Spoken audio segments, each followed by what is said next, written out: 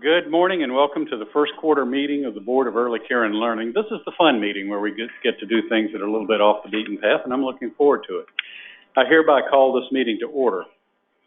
Thank you, board members, DECAL staff, and members of the public for being here in person, and welcome to those who are joining us virtually using GoToWebinar.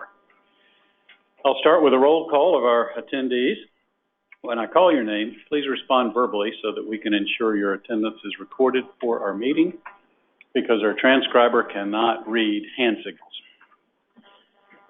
I am Phil Davis, the representative for District Number 1, and I am here. District 2, Susan Harper. And I am here, Susan Harper. District 3 is vacant. District 4, represented by Carla Suzuki, she's not able to attend. District 5 is vacant. District 6, Christy Bean. I'm here. Welcome. District 7, Kristen Morrissey. Good morning, President. Good morning. District 8, Luann Purcell. I'm here. Welcome. District 9, Christina Waschel. Welcome. District 10, Joanna Hill. I'm here. Perfect, thank you. District 11, Jan Beneke. Great, welcome. Districts 12, 13, and 14, represented respectively by Kimberly Neville, Melissa Boakhouse, and Deborah Brock. Those members could not be here this morning for various reasons. You have in front of you a copy of today's agenda. Please review the agenda, and if there are no questions or changes, we need a motion and a second to approve the agenda. Do I have a motion to approve? Jen Beneke moves to approve. Do I have a second? Great, Luann Purcell. Seconds. All in favor? Aye? Aye. Any opposed? We have an approved agenda. We've received a draft copy of the minutes of the November 2023 meeting. You should have received those by email prior to this meeting. Does anyone have any questions about or corrections to those minutes? If not, we need a motion and a second to officially approve the November 16, 2023 minutes.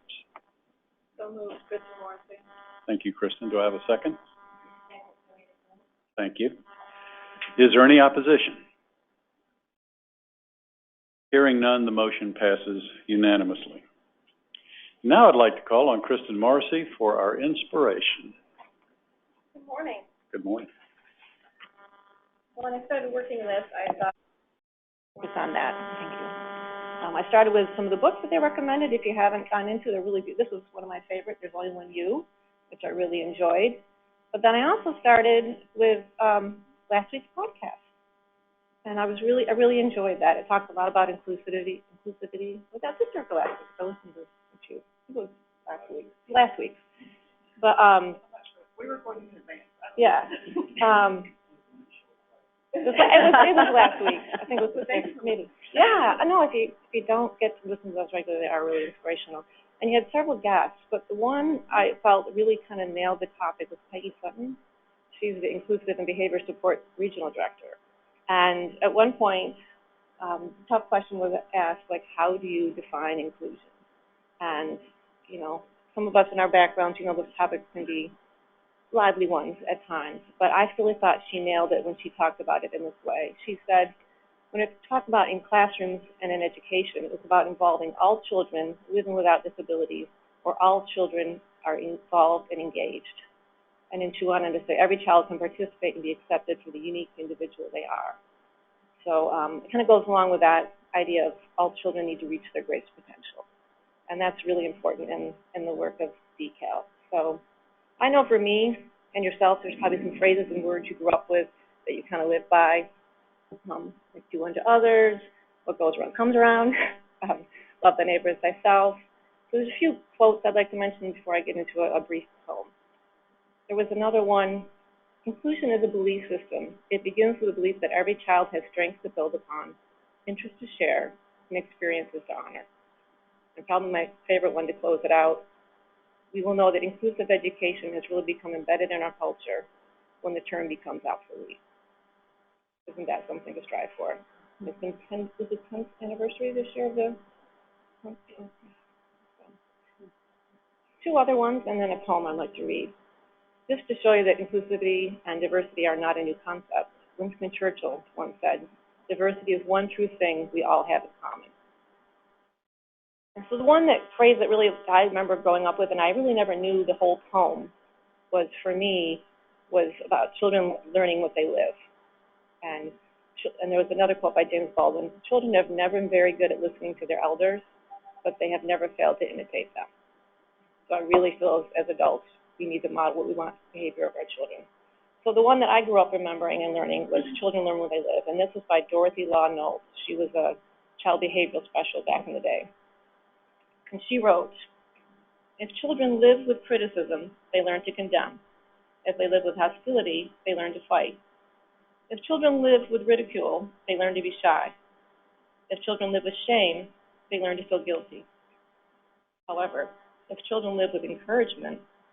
And so it was a big party, and my 3-year-old at the time, our 4-year-old granddaughter, went over and took him by the hand and said, "Mr. Tim, would you like to come eat your ice cream on the sofa by me?" And I feel quite certain that she was able to relate to him when it was very uncomfortable for adults to relate to him because of how she had seen people being able to or not able to relate to her brother. The more we are all around people who have disabilities, the more we understand and are able to accept and meet their needs. And so I would just encourage everyone to keep that in their heart, that it means a lot for people just to see, for us not to, as they did many, many years ago, hide people away. Joanna. Yes. Just a quick thing. I won't have the opportunity this weekend to go to an event. We have an organization in Athens called Extra Special People, and so every year they have a gala fundraiser. Friday night they have a talent show, and all of the children that participate who have disabilities, have a little talent show. And people like Tim Tebow and Sadie Robinson, who's one of the Duck Dynasty people. So it's really cool. And then Saturday night is the fundraiser. It's a big ball, and the kids it's like a Hollywood movie production, and they get to walk the red carpet. And so I'm really excited, and it kind of ties in with this week. So it's a great organization there. Jen? I don't have any updates, guys. Thank you. Christina? I don't have any updates either, but I do want to say how inspirational your again, what you're sharing with us. I think it really helps us to see how important it is to each of us in terms of our roles and on this board and also in our communities. I want to thank you, Kristen, for your wonderful inspiration.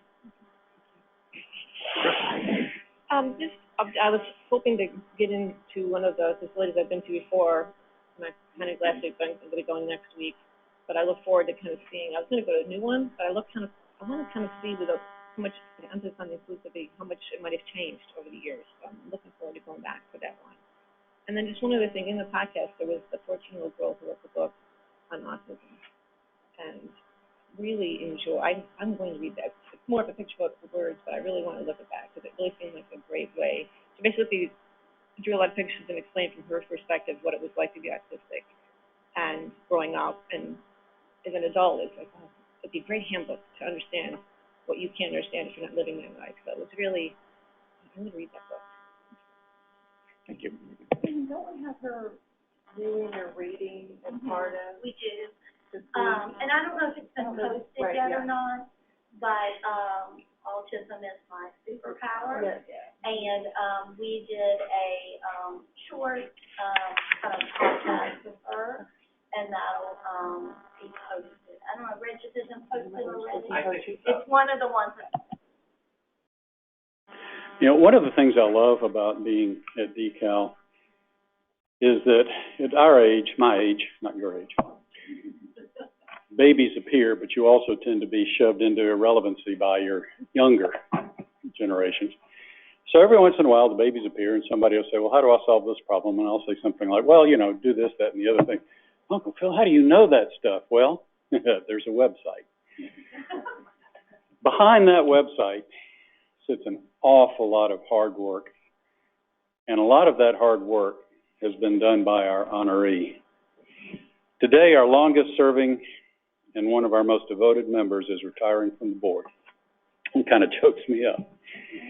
She's the last charter member of the board, having been appointed by Governor Sonny Perdue in 2006.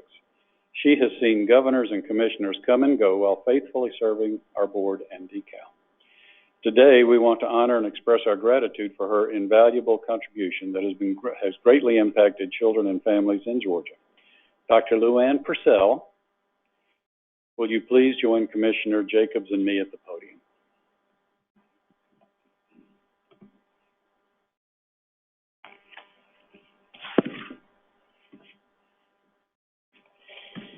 Well, Luann, when I got your email, why am I crying?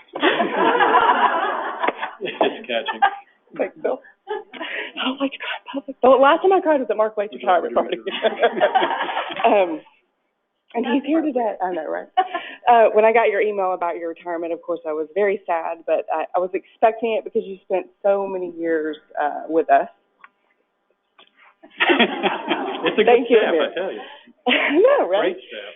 And I just have to thank you for your support and your contribution to the work that DECAL has done. It's been a remarkable 18 years, and I feel honored to be 10 years as part of that. So it's been an honor to work with you. I have to say that we all have felt supported by you. All 700 of us have felt supported by you, either at the board meeting or in the community, and that's really what makes you special to us. It's like we've felt your support, not just as board member. Why am I crying? I'm tired. Well, Luann's happy. I got tears in my eyes. Please. So I'm sorry. So we will definitely miss you, but we know that we still have your support down in Houston County. So I do have a commendation from the governor that I would like to read to you. Whereas Dr. Luann Purcell is a proud citizen in Georgia who has demonstrated an exemplary commitment to the Georgia Department of Early Care and Learning and to children and families in our state. And whereas Dr. Purcell provided guidance and support to DECAL by faithfully serving as a charter member of the Board of Early Care and Learning for 18 years, including several terms as board chair. And whereas during her tenure, Dr. Purcell was appointed to the board by 3 of Georgia's governors and advised 4 different DECAL commissioners. And whereas Dr. Purcell further demonstrated her passion for quality education for Georgia students by serving for decades as a teacher and administrator in Glenn and Houston counties. And whereas Dr. Purcell's expertise reached nationally and globally as she served for more than 17 years as the executive director of the Council of Administration of Special Education. And whereas Dr. Purcell's devotion to the well-being of Georgia students and their families has earned her the respect and admiration of her colleagues at DECAL and in the other communities in which she has served. Therefore, I, Brian P. Kemp, Governor of the state of Georgia, do hereby commend Dr. Luann Purcell and wish her health and happiness in retirement. And we do have an official accommodation signed by Governor Kemp for you. And we have one more just small token of our appreciation that we hope you will keep in your office or at your house just to remember us and never forget us, because we will never forget you. So thank you so much, Louise. Oh, that's beautiful. Thank you. Would you like to say something? I do want to say a few words. Okay. Yeah. Together? Yeah. You want us in front of that? Yeah. Let me in there. Okay. Guest of honor is on.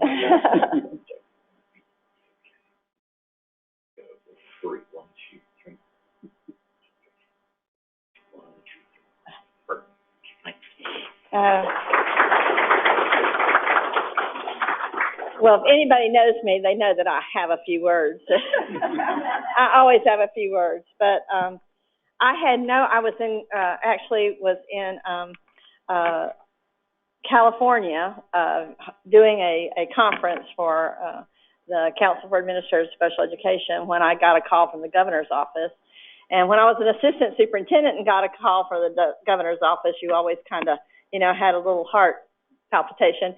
But I have to admit that when Governor Perdue called, it wasn't quite as, I didn't get worried, because I had hired his teacher and his wife and his daughter as teachers in Houston County. and both his boys had spent nights in my house with my sons. So we had gone back a long ways, and he told me that they were going to be creating this board, and he asked me to be a part of it, and would I help with the organization of it. And it was quite an honor, and I thought, well, shoot, I can do anything for 4 years, right? Because I knew the other governors probably wouldn't know me or anything, and I was really surprised when I kept getting reappointed. And I told someone I didn't know it was a lifetime appointment, but it's something that I've truly enjoyed because I believe with all my heart that Georgia is a great state. Yeah, it's where I was born, and it's where I will die, I'm sure, and certainly be buried. But I also believe very strongly that we're only as good as our youngest citizens. And all the effort and work that we put into families, pre-birth and then from birth to 5, pays off from the time that they're 6 to 86. And if we don't have a strong, loving, efficient, and quality service to those families and little ones, then we won't ever have anything. And so it was truly an honor to be a part of this board. Mark and I, he started as the board liaison because it was the new board, and he figured out that we were 54 when we started because we are the same age. And I would just say that I told him, I said, the last 10 years we haven't had near the drama. We haven't had near the drama that we did the first 8 years of a board. And that's a great thing. That's a great thing. I think the first 8 years is just like, we were growing. And so I feel very comfortable and confident that leaving the board, I'm leaving it in great hands, not just with Phil and Amy, but with the wonderful staff, because I hated to miss the all-staff meeting, because when we first started doing that years ago, I think it's so important. You're so strong all over the state, but you're working as one. And I think Amy has done an amazing job in her leadership skills in doing that. And I really, really am proud. And not for anything I've done, but because you've done a great job. So thank you all. I work more with the senior staff, but I know that all the way down to every teacher, every para, in all of the different classes that we have, they're made up of quality people. And I'm so proud of the quality program because that acknowledges that. So thank you so much, and this will go in my home, in my office. So I haven't been willing to give that up yet. So thank you so much. I appreciate it.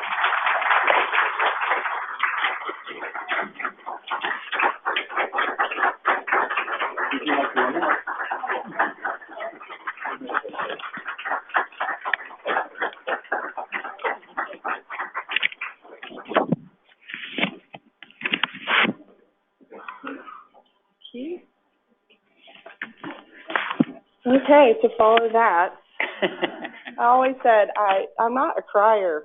I cry at funerals, graduations, and weddings, and now I guess I cry at retirement. So I add that. I don't know what that says about me. I'm sure someone can analyze it and tell me later. But thank you, Luann.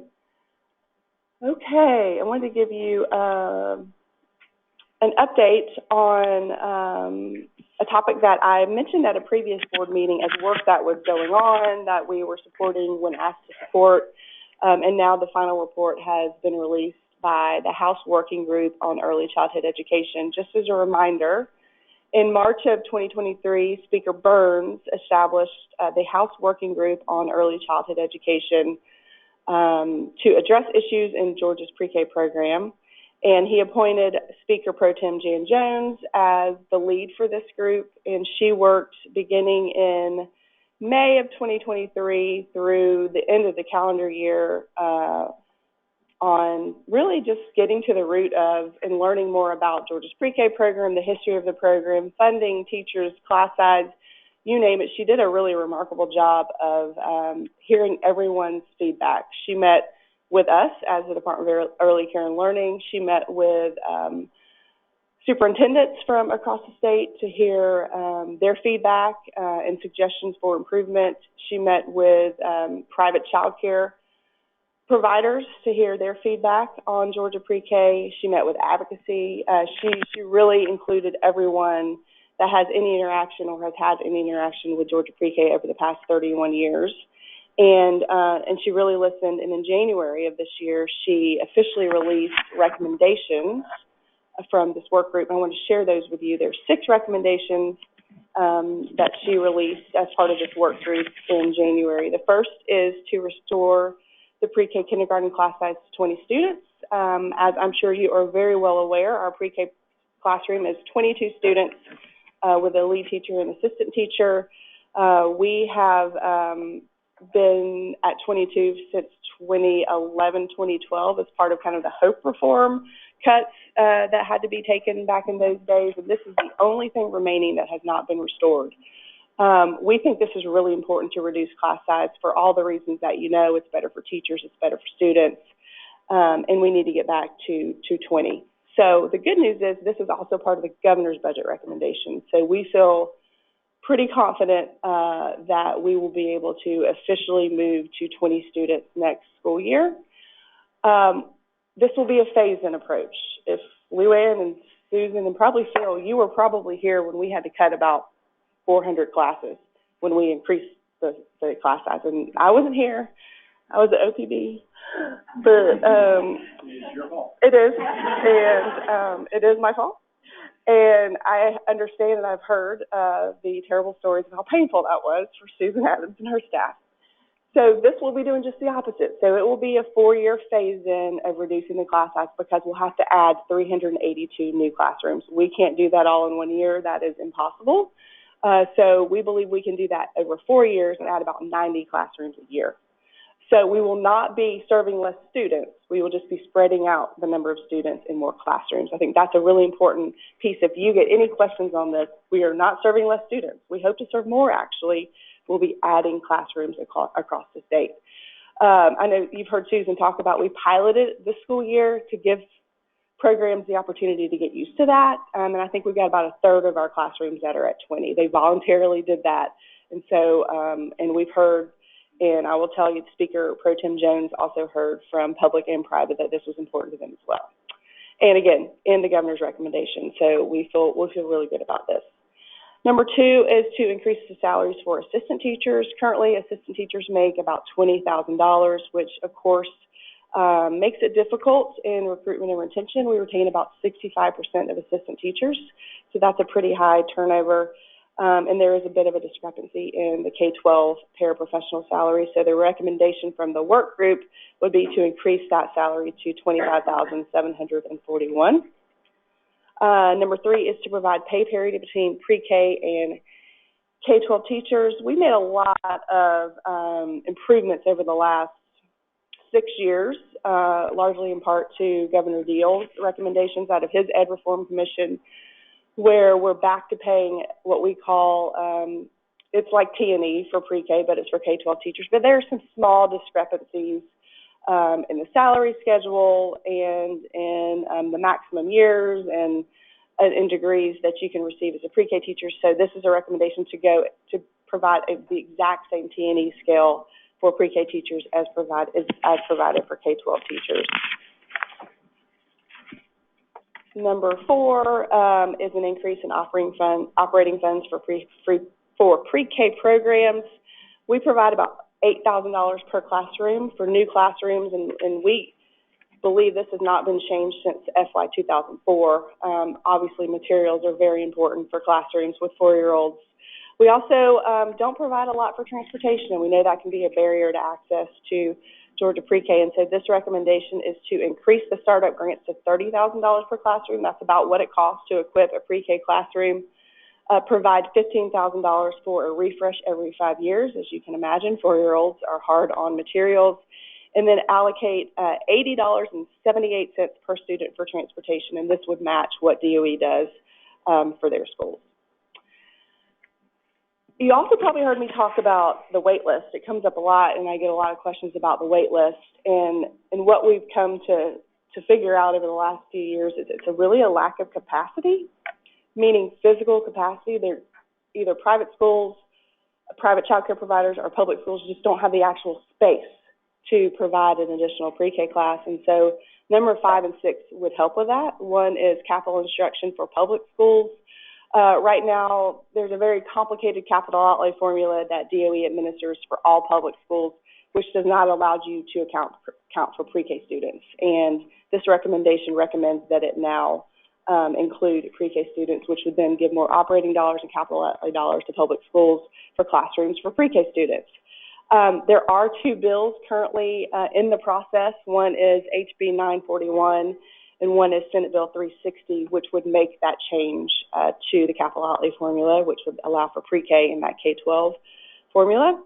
And then, as you know, 50% of our classes are in private child care, and you can't do one without the other because we really value that partnership, and we couldn't serve as many children as we serve without that public-private partnership with public schools and private child care providers. And so number 6 would provide an equivalent lease payment for private providers of $14,473 every year if you're metro, and $10,879 every year for non-metro and providers to help pay some of those operating costs. So right now, where we are in the process, these are recommendations from Speaker Pro Tem Jones.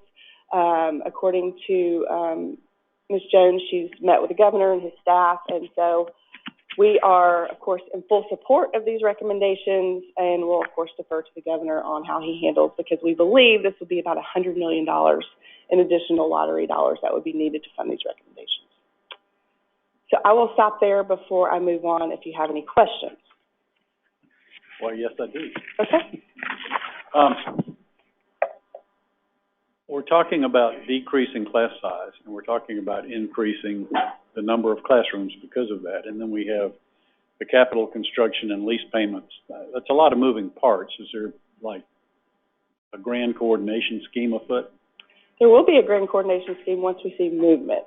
I believe that the governor will have to increase the lottery revenue estimate to do this. And so if we see that movement, then we would start to plan for this. Did she also study the trajectory of the funds that we get from the lottery as compared to what higher ed gets? Yes, she has a full report where she details all of that. So, so it would make sense that once someone really saw the discrepancy and how ours has been flat. Okay, I just wanted to make sure. So I have a question about transportation. I know in my county, Daugherty County, they provide school bus for the public children. But I was talking to someone else.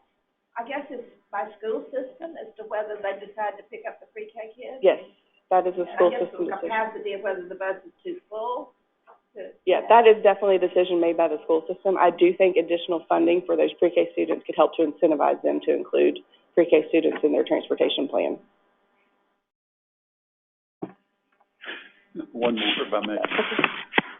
I'm sure the disparity between the lease payments of $14,000 and $10,000 for metro versus non-metro is well researched.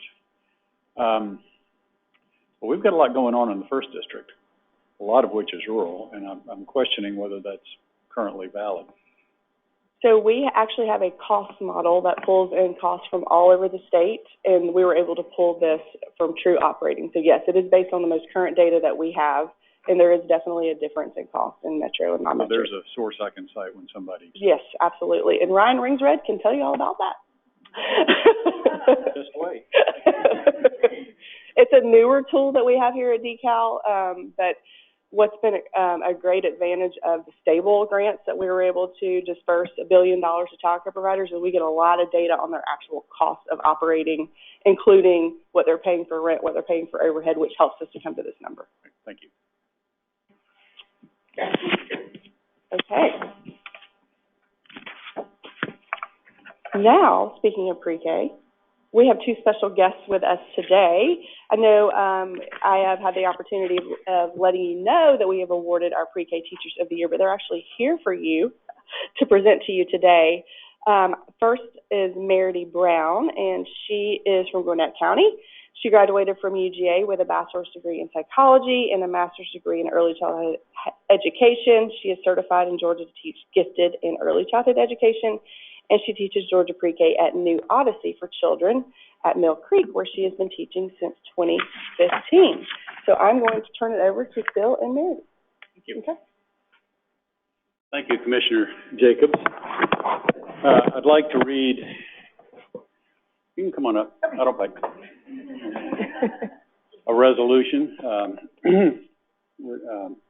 resolution of the Georgia Board of Early Care and Learning in recognition and appreciation of Ms. Meredy Brown's dedication and commitment to teaching Georgia's youngest students. Whereas Ms. Meredy, is it Meredy or Meredy. Meredy, thank you. Whereas Ms. Meredy Brown began her career in education with a passion for nurturing a love of learning in others, and whereas Ms. Meredy Brown has been an early childhood educator for 8 years in Georgia's pre-K program in Gwinnett County, Georgia, and whereas Ms. Meredy Brown has earned a bachelor's degree, a master's degree, and is a certified teacher in Georgia, and whereas Ms. Meredy Brown was instrumental in creating a school garden in which students could learn how to grow their own food and have the opportunity to find peace in nature. And whereas Ms. Meredy Brown was named Georgia's Pre-K Teacher of the Year 2023-2024, representing pre-K educators in a private school setting, now therefore, let it be resolved that the Board of Early Care and Learning recognizes and strongly commends the work of Ms. Meredy Brown and appreciates the invaluable service she provides to children and families in Gwinnett County, Georgia through Georgia's pre-K program. In witness whereof, we have set our hands and caused the signature of the Chair of the Board of Early Care and Learning to be affixed this 15th day of February 2024. Congratulations. Thank you.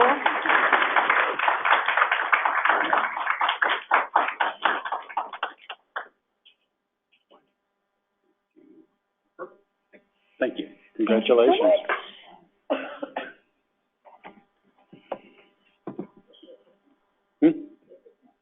Okay.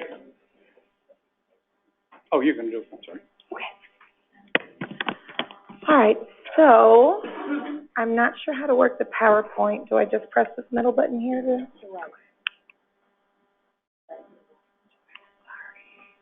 Thank you. Okay. Hi, my name is Meredy Brown, and I am a Georgia Pre-K teacher at New Odyssey for Children. This is my 9th year, and I absolutely love what I do and could not imagine doing anything else.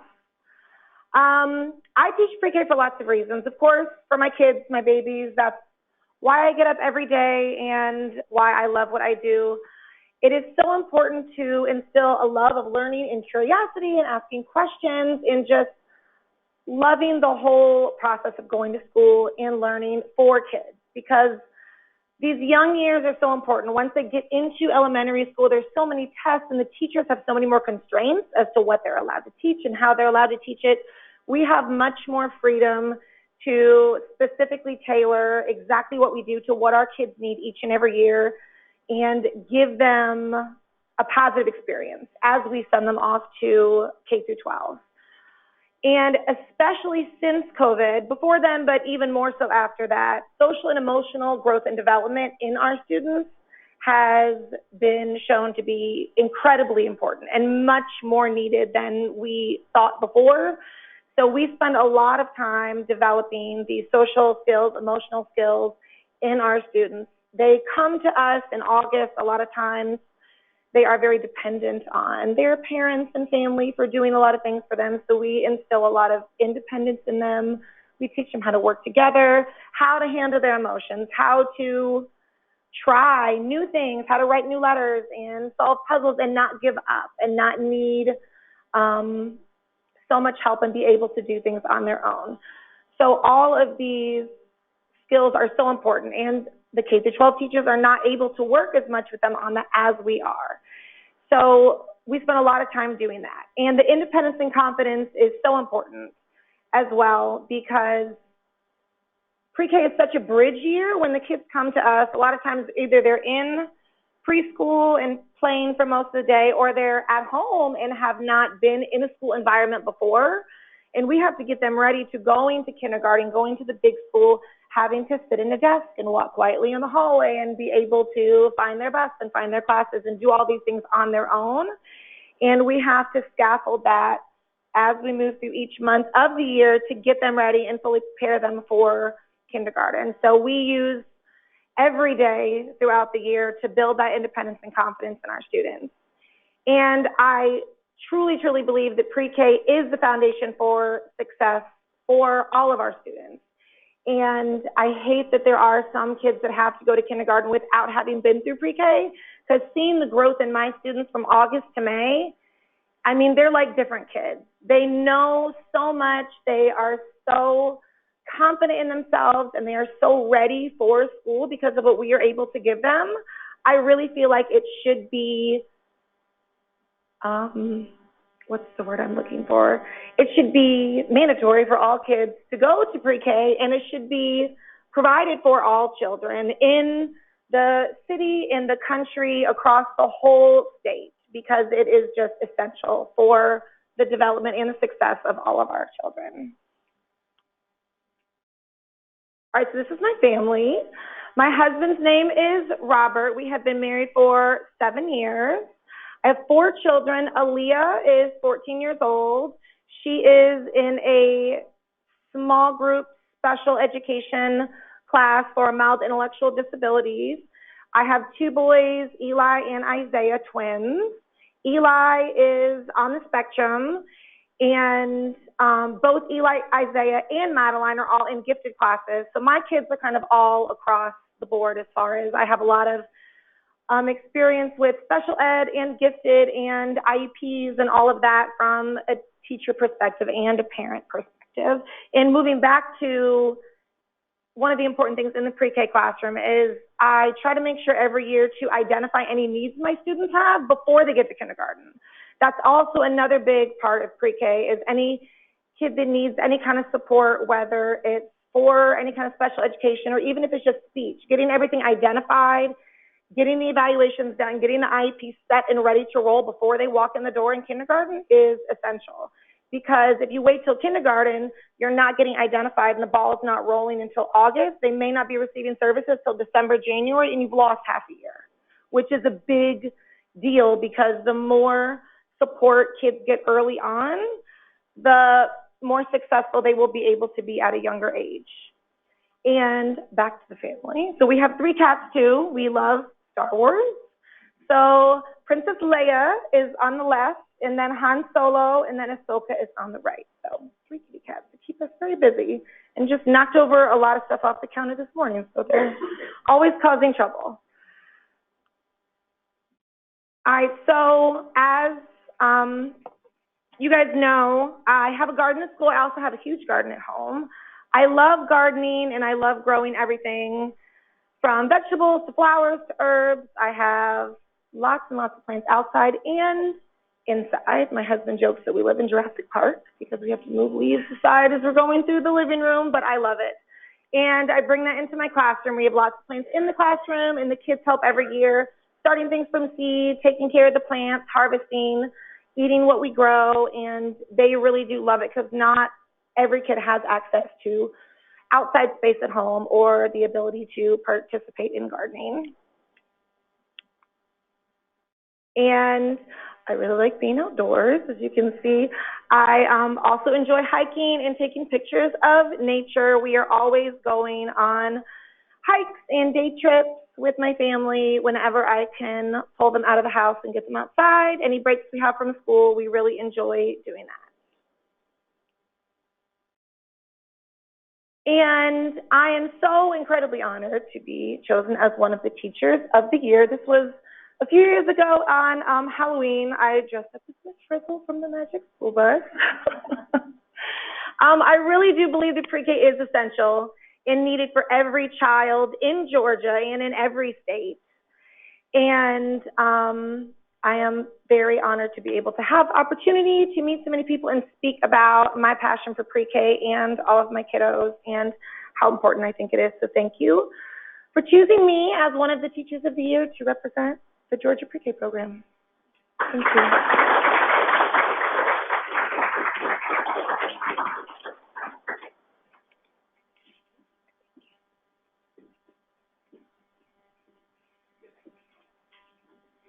Thank you, Merity. As you can see, she's pretty incredible. I have to say, all the pre-K teachers are incredible, but you get to meet one more, our other pre-K teacher of the year. Charlotte Richards is from, I know I'm not going to say this right, Chattahoochee County. I'm just going to go with that, and you can say, I know that part. She graduated from Walden University with a bachelor's degree in early childhood development and a master's degree in early childhood language and literacy. She currently teaches Georgia's pre-K at Chattahoochee County Pre-K, where she has been teaching for 15 years. And I also learned that's where she went to school. So it's kind of a community thing for her. And we're happy to have you, Charlotte. So thank you very much. Bill? Come on in. In recognition and appreciation of Ms. Charlotte Richards' dedication and commitment to teaching Georgia's youngest students, whereas Ms. Charlotte Richards recognized boundaries to a quality of education as she was growing up and knew early on that she wanted to be a teacher to inspire children to reach their highest potential, regardless of economic status, and whereas Ms. Charlotte Richards has been an early childhood educator for 15 years, with 6 of those as lead teacher in Georgia's pre-K program in Chattahoochee County, Georgia. And whereas Ms. Charlotte Richards has earned a bachelor's degree in child development and a master's degree in early childhood education. And whereas because Ms. Charlotte Richards believes you need to be the change you want to see. Very good. She participates in a wide variety of community programs and is committed to creating an environment where schools and parents work together. And whereas Ms. Charlotte Richards was named Georgia's Pre-K Teacher of the Year 2023-2024, representing the pre-K educators in a public school setting, now, therefore, let it be resolved that the Board of Early Care and Learning recognizes and strongly commends the work of Ms. Charlotte Richards and appreciates the invaluable service she provides to children and families in Chattahoochee County, Georgia, through Georgia's pre-K program. In witness whereof, we have set our hands and caused the signature of the Chair of the Board of Early Care and Learning to be affixed this 15th day of February 2024. Congratulations. Thank you. Okay. Thank you.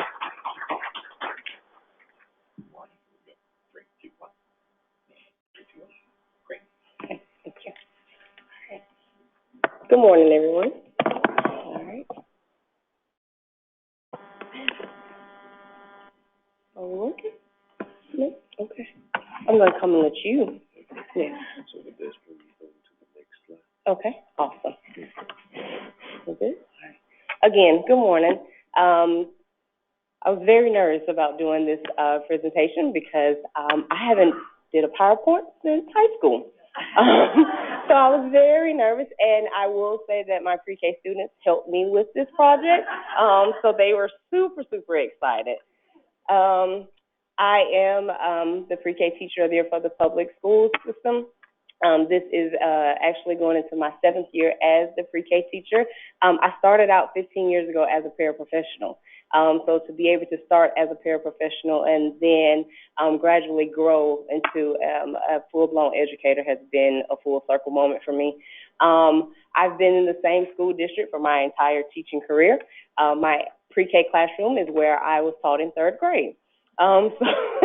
So it's a very small world in my community, but it brings a lot of memories, and it just allows for me to teach from a different aspect because, one, I know where these kids come from. You know, I was right there with them. So it brings a joy to be able to teach the next generation. Why teach pre-K? And I tell everybody, I teach pre-K because I want to give what my teachers gave to me, and that was a chance.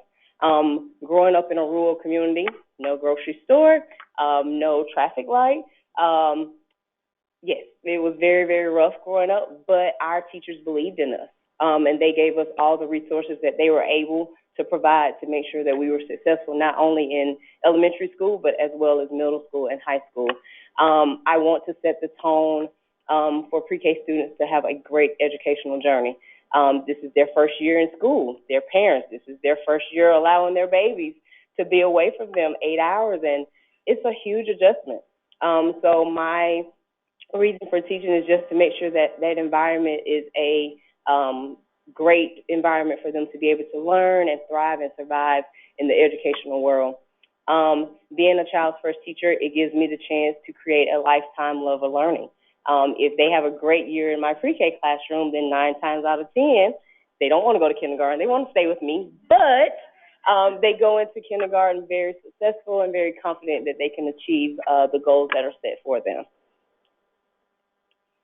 This is my family. My husband is Joe. We call him our gentle giant because he's 6'7". So he's our giant. Our daughter Alicia is 17. She's just graduated from high school in December, so she's officially done. Y'all pray for me. My son Josiah, he's 9, and then coming September 2nd, we will have baby Richard. But we're pushing for August 30th because we have to meet that cutoff. They have to start school on time, so we're not waiting till this September. We have to have this baby in August. That's my only request. Also in the pictures is my father, Charlie, my brothers, Sydney and Kevin, my sister, Amanda, and then my heart is my mom, who recently passed 2 years ago from cancer. So I just wanted to make sure that I recognized her as well. She's a big reason why I'm up here today. Okay. In my spare time, I'm a huge Georgia fan. Go Dogs. That's right. That's right. I attend their fall games. I do their spring games. I go just to be a support because I love my whole family. We're Go Dogs. If you're Roll Tide or Auburn Tigers, I'm sorry, but this is Georgia Nation. This is Go Dogs. I love vacationing with my family. We're always going to different places only so they can see outside of our small rural area that there are different opportunities for them. So we like to give our kids that opportunity to meet new people and do new things. And I'm real big about supporting my community. In the last 3 years, my family and I have started, in honor of my mom, it's Judith's Closet at in the community. We give away toys for Christmas. This past year, we were able to service 75 kids to make sure that they had toys for Christmas. So we do that. I'm at football games. I'm at basketball games. I'm at softball games, soccer games, you name it, I'm there. I have students that were recently in my classroom as a paraprofessional that have graduated, and I go to Morehouse games because now they're playing football. I go to Kennesaw. Like, I'm everywhere, wherever my students, if they invite me, I'm going. Being chosen as Teacher of the Year has allowed me to show others that nothing is impossible. Again, coming from a rural area, sometimes those kids feel like this is it for me. This is where I was born. This is where I have to stay, and I can't venture out. But for me to be able to say, hey, I came from that same environment, and I was able to accomplish these things, it gives them hope for the next generation. Coming from a small town is allowing them to take a chance on yourself while giving others a chance to believe. Because there are some kids and some teenagers that are looking at me and saying, okay, she lived the same life that I lived, and now she's Teacher of the Year for the state of Georgia. So I think it's a great opportunity to be able to give that next generation hope of knowing that they can make a change as well. And then it also shines light on Georgia's pre-K program, which is the best program ever and should be required for all 4-year-olds. But it has truly been a joy to represent our pre-K program. I have met a lot of amazing people in the last couple of months. I've been nominated for a lot of things that I didn't even know existed. I've been asked to speak at different events, and it's different speaking in front of 4-year-olds. Because, you know, we can dance and have a good time, but when you talk in front of your peers, sometimes you have to make sure, you know, your nouns and your verbs and all that go together and that type of thing. But it's been a blessing, and I'm truly blessed and thankful to be considered and named Georgia's Pre-K Teacher of the Year for the public sector. Thank you.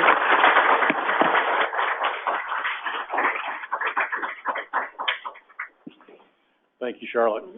These two presentations convinced me I should be a 4-year-old all over again. Yeah. I would be excited to attend those classes. Next, we'll move to our financial, legislative, and administrative update with Ryan Ringsrud. Ryan? And you can answer the rest of Amy's questions. All right.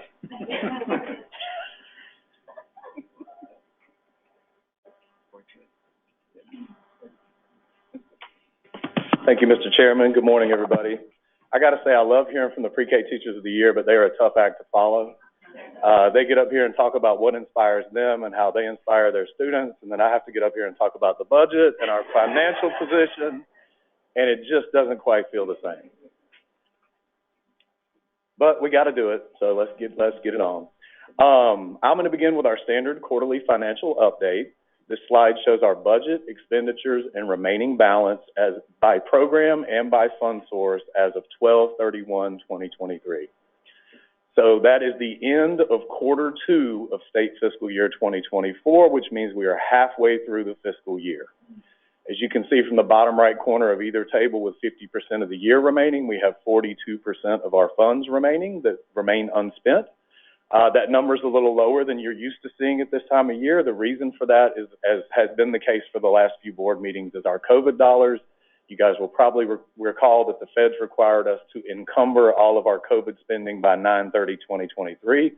So all of the COVID spending we plan to do between now and when the funds expire, those funds have already been encumbered, and encumbrances show up as expenditures in this table. So despite the fact that you see 42% there in the bottom right corner, we're in a really good spot and a really good financial position as we wrap up the second quarter. I think a couple of line items that really show that is if you look at the nutrition line in the top table, the pre-K line in the top table, or the state general and state lottery lines in the bottom table, you'll see those are all real close to 50%, and those are the lines where our COVID dollars are not reflected. Okay, the next few slides, I'm going to walk you guys through the governor's budget recommendation for amended fiscal year 2024 as a reminder of the budget process and kind of the timeline of how some of it works. You guys approved our budget request at the August board meeting for amended fiscal year 2024, and we submitted that budget request as you guys approved it to the Governor's Office of Planning and Budget in September. Between September and January, the Governor's Office and the Governor's Office of Planning and Budget do what they call budget development, which is where they essentially build what the governor recommends the state's budget be for the next fiscal year. And the result of that process is a document called the Governor's Budget Recommendation, which is dropped every January.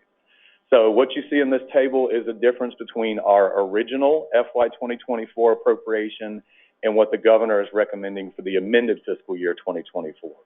You can see that he's recommending an additional $17 million in spending for our amended FY 2024 budget, with the lion's share of that money you can see on the pre-K line item. 16 of the 17 million is designated for Georgia's pre-K program. So on the next few slides, I'm going to walk through the details of each of these changes for each of these programs so you guys can know what these numbers represent. We're going to start with child care services, where you'll see a $471,000 increase. This is a result of a one-time $1,000 salary supplement that was paid to all state employees last December. Next, we have nutrition services, where there's a $156,000 increase.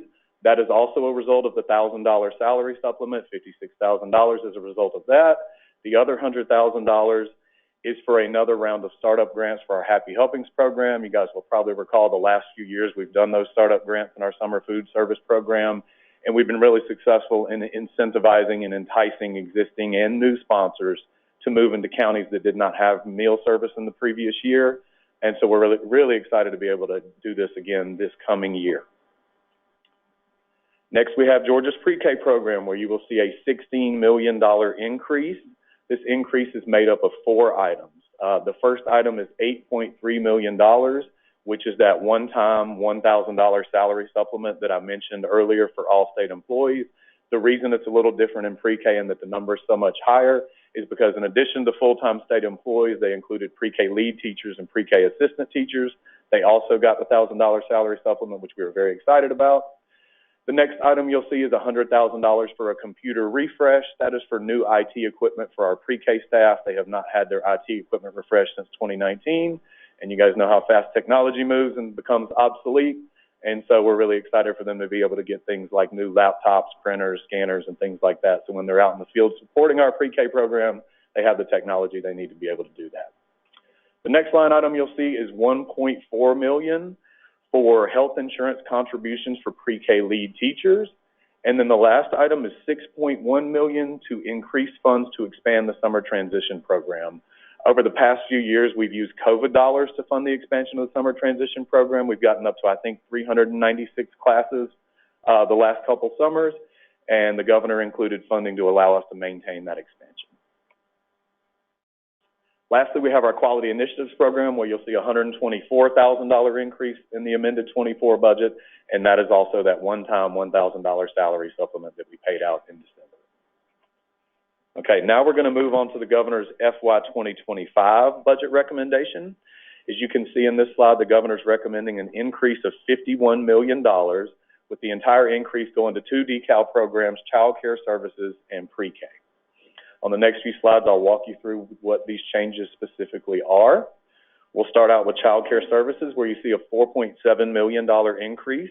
This includes $35,000 for a 4% cost of living adjustment. That's just a fancy word for a raise for state employees. The governor authorized a 4% cost of living increase not to exceed $3,000 for all state employees, and the impact on the child care services program in decal is $35,000. And the next item you'll see is $4.6 million in funding for us to increase our CAPS reimbursement rates to the 50th percentile of the market rate. Okay, next we have Georgia's pre-K program, where you'll see a $46 million increase in the governor's recommendation. There's a lot of items in here, and I'm going to go through them as quickly as I can. The first is $242,000 to fund that 4% cost of living adjustment that I mentioned previously. The second is $50,000 for that. This is a continuation of that computer refresh that was in the amended 24 budget. They put some of the money in the amended 24 budget and some of the money in the 25 budget, but it's the same item. Next, you'll see $6.1 million again for the summer transition program. We're happy to see that that expansion, if we get it built into the big budget, should continue on. So we're very excited about that. The next item you'll see, and it was the biggest item in the pre-K program for FY 2025, is $23.5 million to do a salary increase for pre-K lead and assistant teachers for in the amount of $2,500. Obviously very excited about that. All right, we're going to continue on with pre-K here.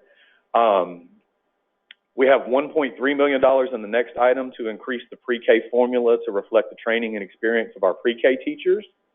The next line item is $10.9 million for the first year cost of reducing the pre-K class size from 22 students down to 20.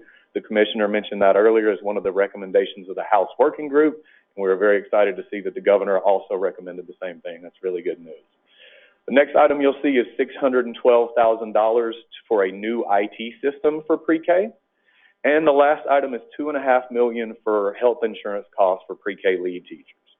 Overall, we're very excited about the governor's budget recommendations for both amended 24 and for fiscal year 25. It calls for significant investments in decal, specifically Georgia's pre-K program, and it also invests significantly in state employees, who are the people who keep these programs running. So we're very excited about that, and with that, I'll take any questions you guys have.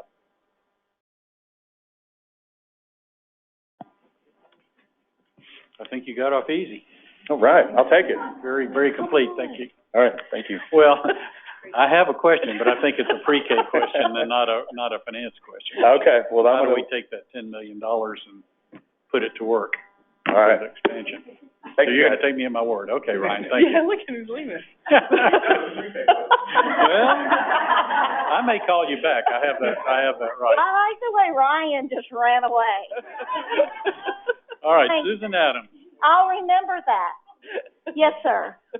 I'm just introducing you as our Georgia's pre-K and instructional support update. I'm sure within which we have the rest of Amy's answer. Okay, we'll see. All righty, so I'm going to start out this morning talking about Inclusive Early Learning Week. I don't think I have to because Kristen teed us up this morning with her devotion. Inclusive Early Learning Week is celebrating its 10th year, and I'll tell you that this was just an idea that came from our inclusion and behavior support staff. They really were like, how about if we, pick the week of Valentine's Day and begin to celebrate and promote inclusion across our programs. And it has really grown and changed over those years. It is about supporting programs and knowing how to support all kids, but also in educating adults and how to think about and lead by example as we think about inclusion. There's some goals here, and these have been goals from the very beginning to look at increasing awareness and advocacy, promoting the application of inclusive practices, really taking it from what we say to what we do in our classrooms and our everyday practice, and then looking at how do we increase access for our children and families. So every year there's some special events that we do. We're always excited that the governor and the first lady support Inclusive Early Learning Week. There's always a celebration toolkit that is put out for our programs and teachers with lots of new ideas, and you have seen on social media many of them posting about that. There's a social media contest going on. And then there's been some things that you guys have highlighted, the Decal Download interview with families and inclusive child care providers. There was also a great podcast that featured Jenny Kuchar, who worked with us for many years, and the recipient of her scholarship that went to the Division for Exceptional Children Conference. That was highlighted recently. Of course, Commissioner Jacobs and Callie, our spokes puppy, have been out this week. Yesterday, I got to take Callie on a few visits with me. She always comes second. If she comes first, then no one cares that you're there. And then, of course, we're out reading books at child care programs and really giving an opportunity to uplift the great things that are going on in our programs. There were some new things that we did this year highlighted. We talked about that we highlighted Peyton Biggers, who is an author, a young author who wrote the book Autism is My Superpower. We also posted yesterday a video that was done with in an interview with Kevin Simmons. Kevin is a speech and language pathologist who is the singing barber. So one of the things that many of his family said that children that he worked with really struggled with was getting their haircut. And so he is also a professional barber. And so he began to open up his services to children and families to do haircuts, to also do therapy during that time. So if you haven't taken a look at that, take a look at it, because every year we want to highlight different things that are happening to make sure that children and families are included. Every year we ask programs to sign a commitment to early inclusion, and so I'll share that with you today. If you would like to sign our inclusive pledge and hang that up to let everyone know that you're really committed to making sure that all children, all families, and all adults are included not only in school but also in everyday life.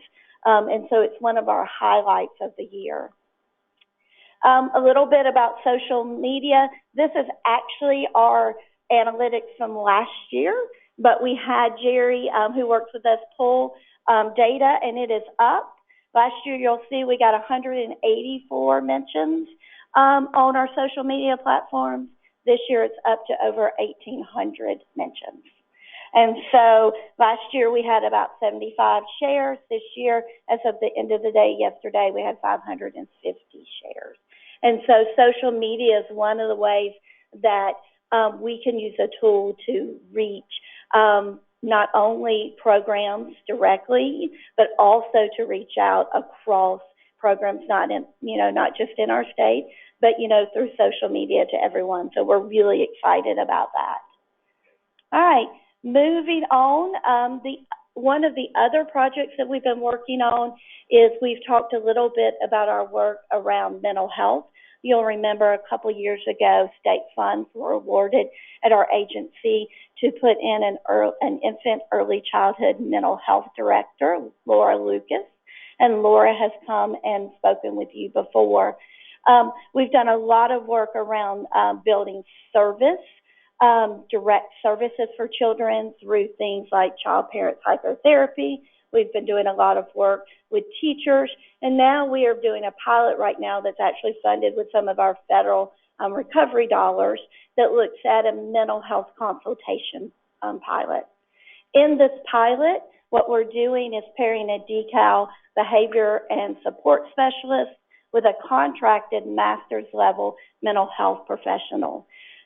We've worked with mental health professionals across the state to train a cohort of people in a mental health consultation model from Georgetown, where they're trained to work directly with early learning programs to go into those programs and support mental health services. So they're doing things like doing trainings, they're supporting teachers with their own mental health, but then they're also working with a program to identify families and children that may need to be connected with mental health services, and they can directly look at how they support those families in that process. We're pairing them with that inclusion and behavior support specialist because it's so important that we have someone in there that's talking about this is what classrooms look like, this is what teachers do, and then how do we support with bringing the mental health professional that's going to make that more holistic platform. Right now we have 3 sites across the state that are receiving these services with child care programs. Laura will be back in May to talk more about this project, but we wanted to identify where you see this going on. You'll see we have a pilot in the DeKalb and Fulton area, one there in Bibb, and then working in the Savannah-Chatham area. All right, a reminder coming up in May is Children's Mental Health Week, where we'll be celebrating mental health for young children. May is Mental Health Month, and we take that week, the 6th through the 10th, to look at very young children and support them in their mental health. So we'll be, of course, inviting you to participate in that week. So Georgia's pre-K program, this is the time of the year where we're looking at applications. You heard a lot of budget information, and we do have a lot of moving parts in both the amended budget and the upcoming budget for the new year, and some of that's impacting applications. Our summer transition program, of course, that's an application that we put out for providers to apply to offer our 5-week summer program that focuses on supporting children's school readiness. Right now, that application's a little bit in limbo because we're waiting to see what happens with the state budget, but we'll be ready to we are working with current providers, and then we'll make a decision if we need to add providers. Our Teacher of the Year applications are open, starting on March 4th through March 22nd. This is one of our projects that our DECAL Foundation supports. And as you've heard, it is really an opportunity for the teachers that are doing the hard work every day with our kids to lift up their profession and to lift up the pre-K program, and it's always an honor for us to work with them. And so we'll be excited to look at getting a new batch. I will tell you that, we won't let our current ones go away, so we'll continue to call on Meredith and Charlotte. And our pre-K Teachers of the Year from every year have continued to support and advocate for the program. And it really gives us an opportunity to lift up the hard work that teachers do. And then, of course, our pre-K application for our school year program will open on March 5th. And, of course, like Phil asked, do we have a plan? We always have a plan, Phil, to put together to be ready to look at identifying programs that could offer Georgia's pre-K program. You know that the last couple of years our enrollment has been down. We've had some challenges coming out of COVID. We also have the access challenges that Commissioner Jacob was speaking about. But we have been very strategic as we've thought about looking at reducing the class size. One of the first strategies we rolled out, Phil, was to allow programs to go to 20 this year. And so that allowed us to go ahead and begin. We added many classes this year so that programs could begin to spread their kids out. We are working and identifying with programs already to look at their plans for next year. But part of it is, yes, new programs, but it's also about taking existing children in areas where we have and spreading those kids out. And then we're also looking at applications over the last couple of years to look at where we've had providers that have applied and haven't been funded and working with them and encouraging them to apply again. And then, of course, we're working with our research department to look at where do we have waiting lists, where do we look at where the birth weight tells us where children are, and working with that. And, of course, we're also going to be working with our child care services department, our quality rated department, that identifies, where are those high quality child care programs. And Phil, I think you have a question for me. Refinement, perhaps. Thank you. So when you expand classrooms, do you typically go to existing providers and say we have funding for another spot, another classroom? Do you create them out of thin air? How do you decide where they go? Yeah. So we do have a pretty significant process that's been established over the years that looks at both continuation classrooms, so classrooms that are currently funded. Those are going to be the ones, if they're in good standing, they're meeting our standards, they're going to be funded first. And then we look at what are called expansion classrooms. So those are continuation providers who already have a grant they're asking to expand. They may be asking to add a class at an existing site, or they may be moving to want to add a class at a new site. And then we're also looking at new applications. I will tell you, what we're going to look at is each community and their needs, and what are the families in that area need. So we're going to prioritize also inclusion classrooms. So we have a model that looks at fully inclusive classrooms that offer both gen ed support, but also special education support. So we're going to look at those classes and prioritize them. And then we're going to look at the community and what we hear from what we need from families. Is this an area where families really need transportation? So we're going to look for programs that can offer transportation. Is this an area where we have many public providers, but not many private providers? So we're going to offer an opportunity for choice for families. And then we're going to look at the data that programs gave us. We're looking every year, we collect their waiting list, we collect their capacity, and they're going to tell us in their application. I have 40 kids in my classroom, in my program, they're age eligible, and they could roll, so I could really support 2 classes and only have 1. My kindergarten enrollment in my area, we serve, 120 kids, and we only have 80 pre-K classes. So we're really going to drill down to the community level, so not just the county level. We're going to look at zip codes and cities. And one of the key parts of that is our specialists really, are going to go out, they visit programs. We look at our community coordinators that work across the state. So there's not just one strategy, there's many strategies, because we're really trying to figure out what does that community need. Thank you. All right. Complete. All right. So that is, I'm going to turn it over to Elizabetta unless anybody has any other questions for me. All right. Thank you so much. Thank you, Susan. Okay, next will be the finance and legislative updates. I'm sorry. I'm going to have federal program updates from Elizabetta Casper. Good morning. You definitely don't want me giving finance and budget updates. Okay, it's good to be here with you guys this morning. All right, so I have a few different CAPS updates that I want to share with you today. I'm going to start with access which I feel like you hear about almost every board meeting, but it's a big program, it's a big initiative, and it's exciting. So there's always lots to update about it. So we started, just to refresh your memory, in case you've forgotten, we started Access Initiative in May of 2021. And the Access Initiative pays the full cost of childcare for children who are enrolled in CAPS. So there are 3 components of our CAPS payments. There is a CAPS base rate, there is a family fee, and there is the difference, or we call it a differential, but the difference between what a child care provider actually charges in weekly tuition and what that CAPS rate and family fee, the difference between those two.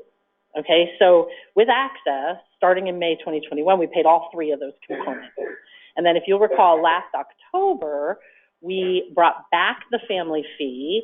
We extended Access through September of 2024, so through this September, and we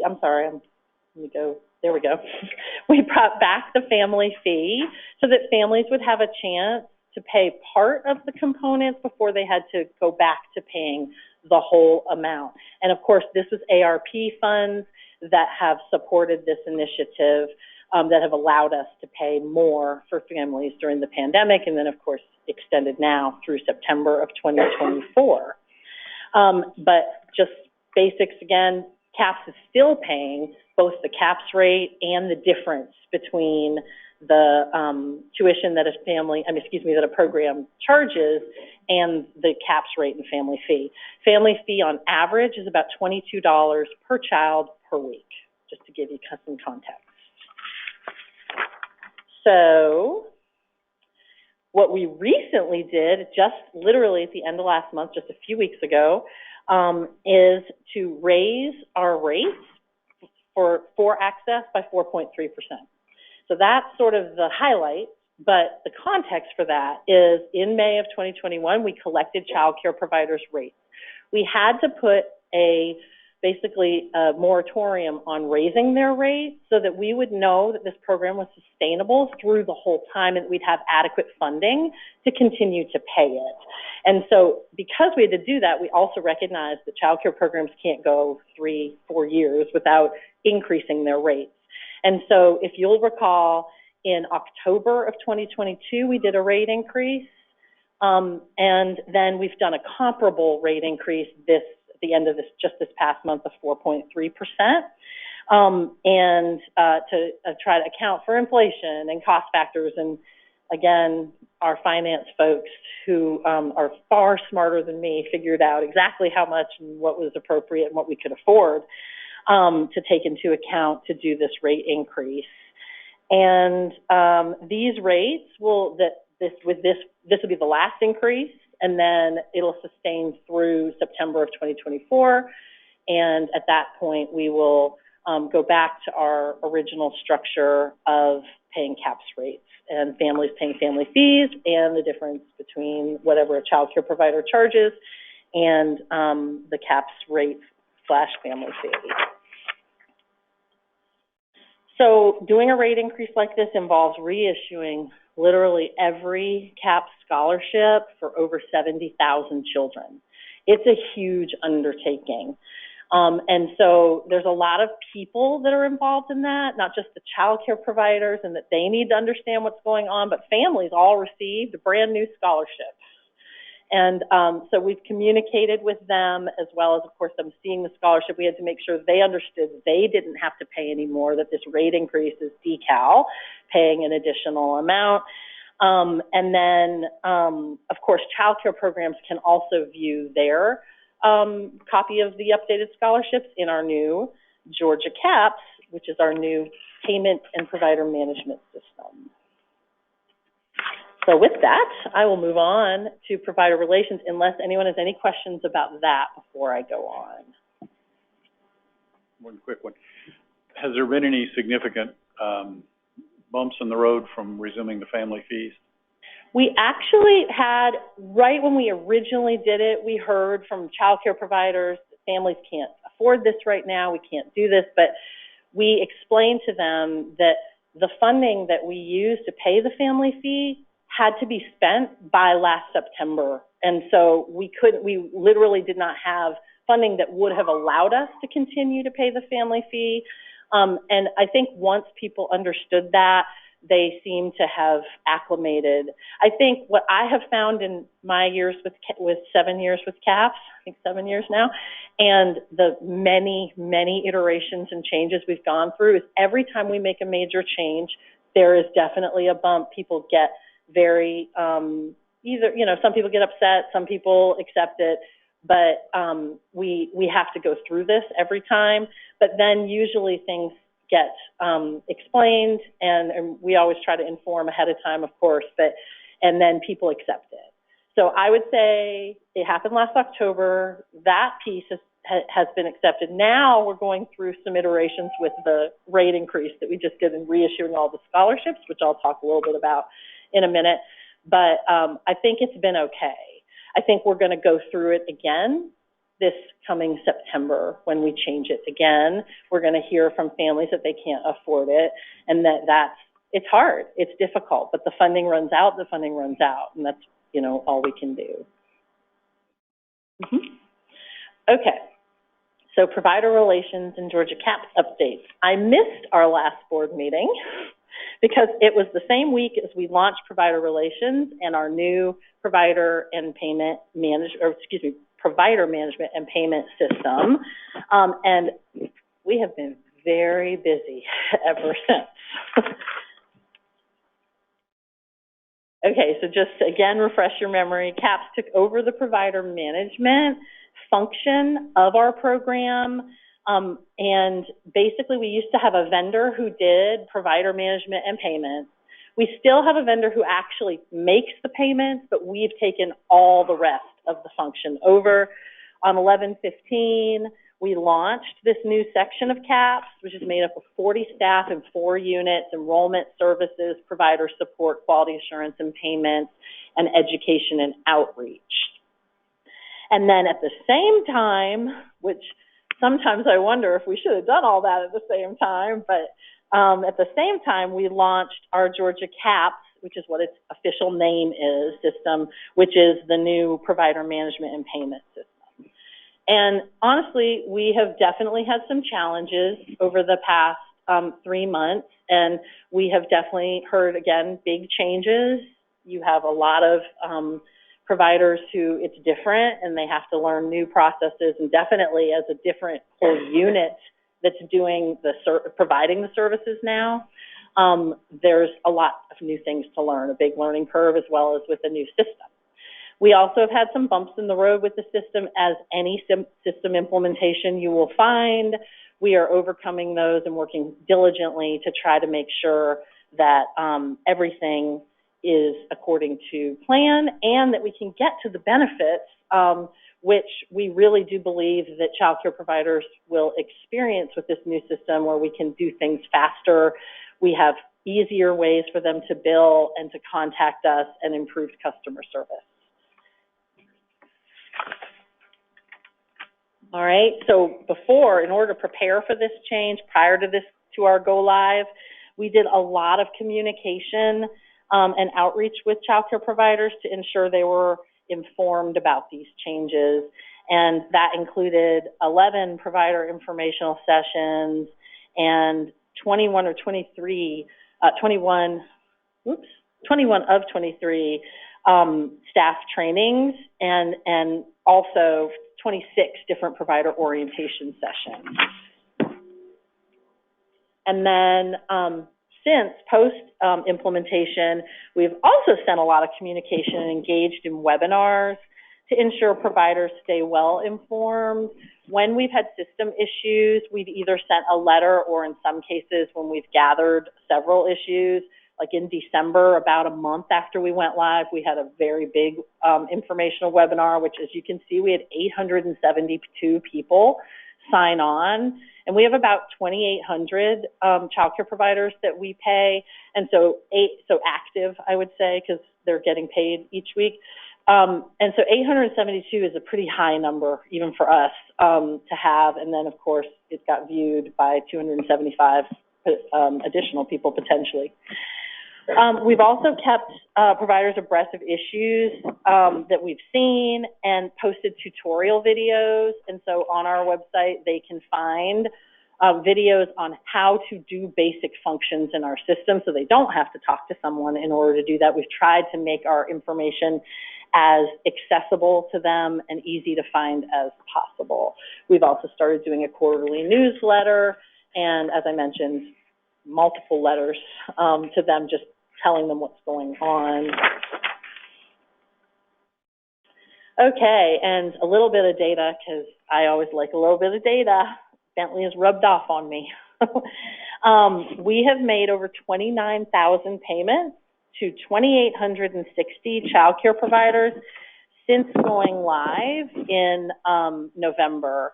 And we have made a weekly payment. We've had the bumps in the road that I mentioned, but we have made a payment every single week to child care providers and made sure that funding stream continued for them.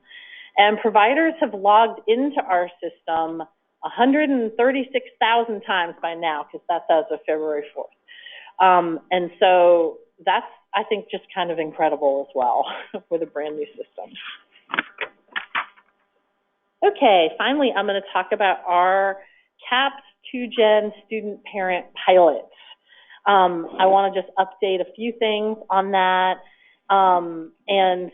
You may recall hearing about this also at some previous board meetings. It's a really exciting initiative that we're doing in CAPS that is definitely near and dear to my heart. You probably are aware and have heard or know from your own experiences that child care is cited often as one of the biggest barriers to student parents being able to complete their education or vocational training program.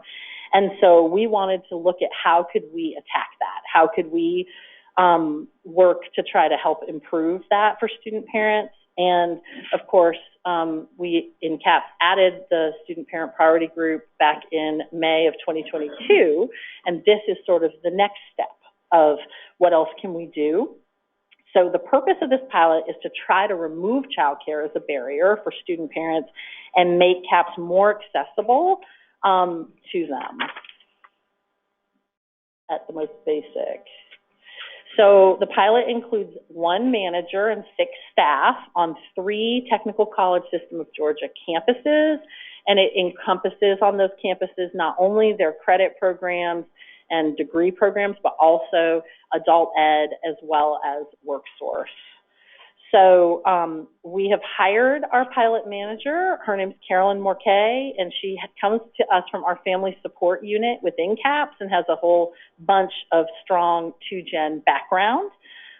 We're currently hiring, in the hiring process for the consultants. We've actually hired and have 2 that are already in training and actually almost done. And then we're working on hiring the additional 4 in some of our farther away areas. It is always a little bit more challenging to find the staff because we are trying to hire them locally to these campuses because they will spend time, significant time every week on the campus. And so we have our Cobb County, those are the 2 that are already in training, and then the other 2 were in, I think they're literally doing second interviews today. So hopefully we'll have those all hired soon. And then the 2 that are almost finished with training, I hope will be actually on the campus at Chattahoochee Tech by the end of this month or the beginning of March. So that's really a huge update for us because that's actually starting the work, and it's exciting. So our staff are going to help remove the barriers for student parents in the following ways. So we're going to process applications and interview for CAPS in person in real time.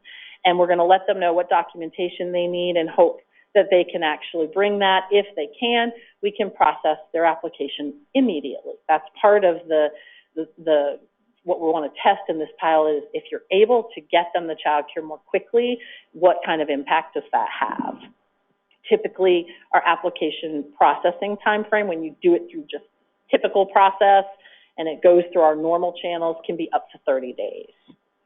And then we will be available in person to provide family-centered coaching. We've been doing family-centered coaching in a more broad sense with our families for actually in CAPS in general for actually about I think almost 2 years now. Our staff are all trained.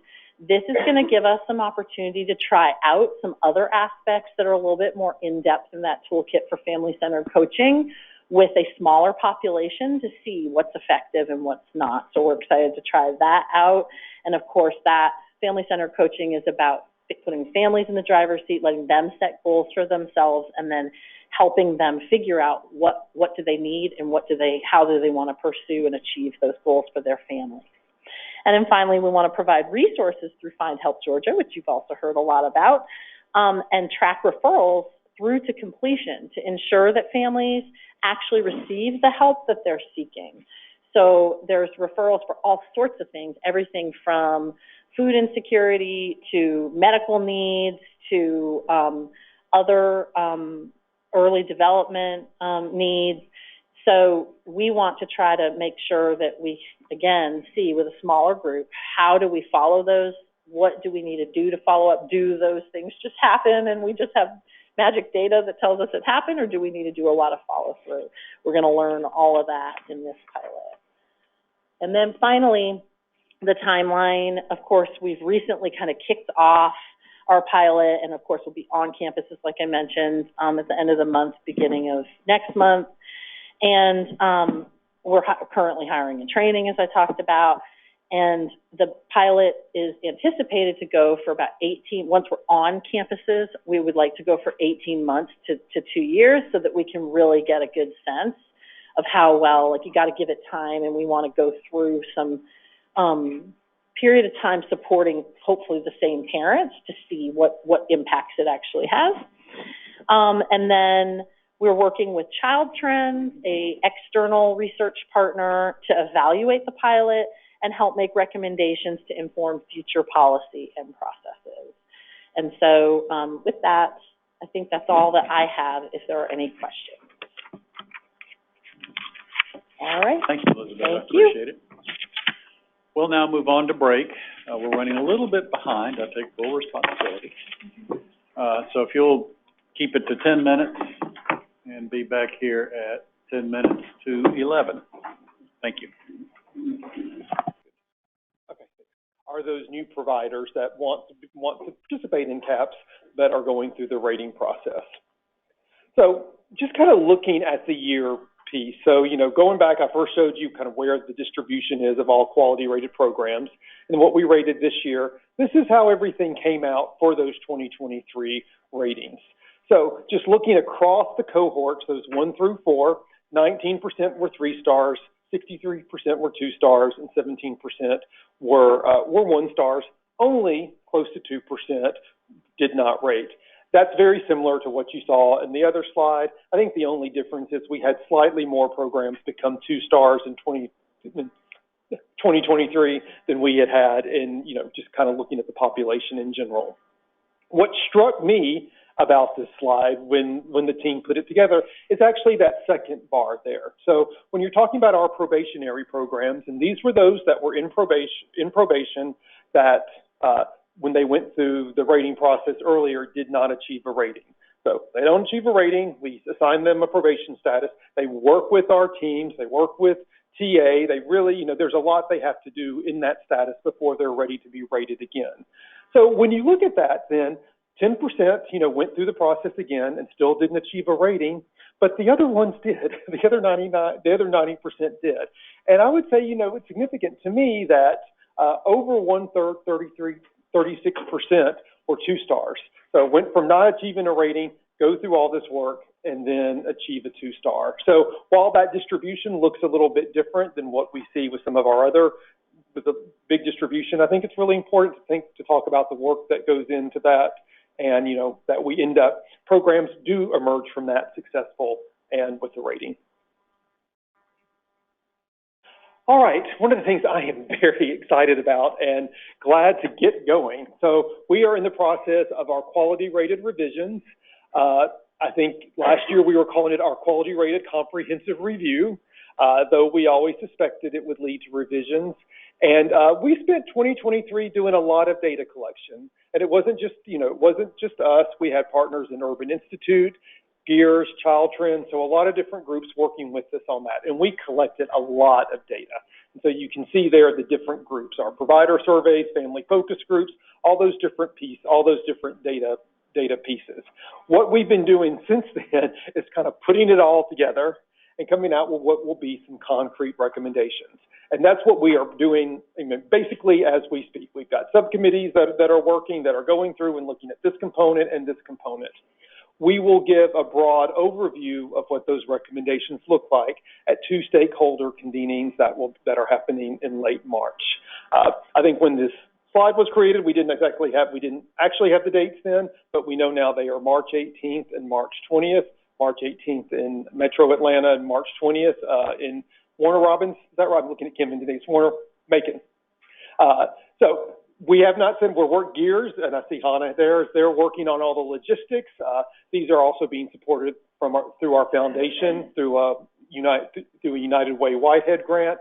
And so we're getting the invitations out. They're going to be heavy on providers that will attend because we're talking about revisions to the actual rating process. So we want to make sure we have that provider voice, but then we also have where we'll be sending out invitations to stakeholders and everything. I've been working on those invitations this week, so hopefully they will go out either tomorrow or the first part of next week. We know not everybody can attend a large group session, and so following these, and probably with some time to take in some of the revisions that we make, the revisions to the revisions we make after the large stakeholder meetings, we will do a webinar where we detail those changes and then have some time for feedback and some comments on those. So excited about that. This was really supposed to be part of our 10-year anniversary in 2022. I would say we're kind of a year behind. A lot of that was because of the restoration grants and the fact that we wanted to do all this data collection, but all moving forward, and I just know that in May I'm going to have a really more detailed presentation for you of what those changes look like. All right, shifting gears a bit. As you know, DECAL is an early Head Start Child Care Partnership grantee. We've been a grantee since 2014. That's a little atypical. Generally, Head Start grants go from federal to local. You don't typically have state agencies that are grantees. We do have a few, and in 2014, they created what were called Early Head Start Child Care Partnerships, and 4 of those state agencies were actually eligible. And that was the first time states were really, as a state entity, eligible to apply. Those generally run on 5-year cycles, so you do, one 5-year period, and then you have to apply each year, but then you do a big application the next 5 years. We are up for what would be our 3rd 5-year period, and we have made the decision that we are not going to apply for the next cycle. There's a lot of different reasons for making that decision.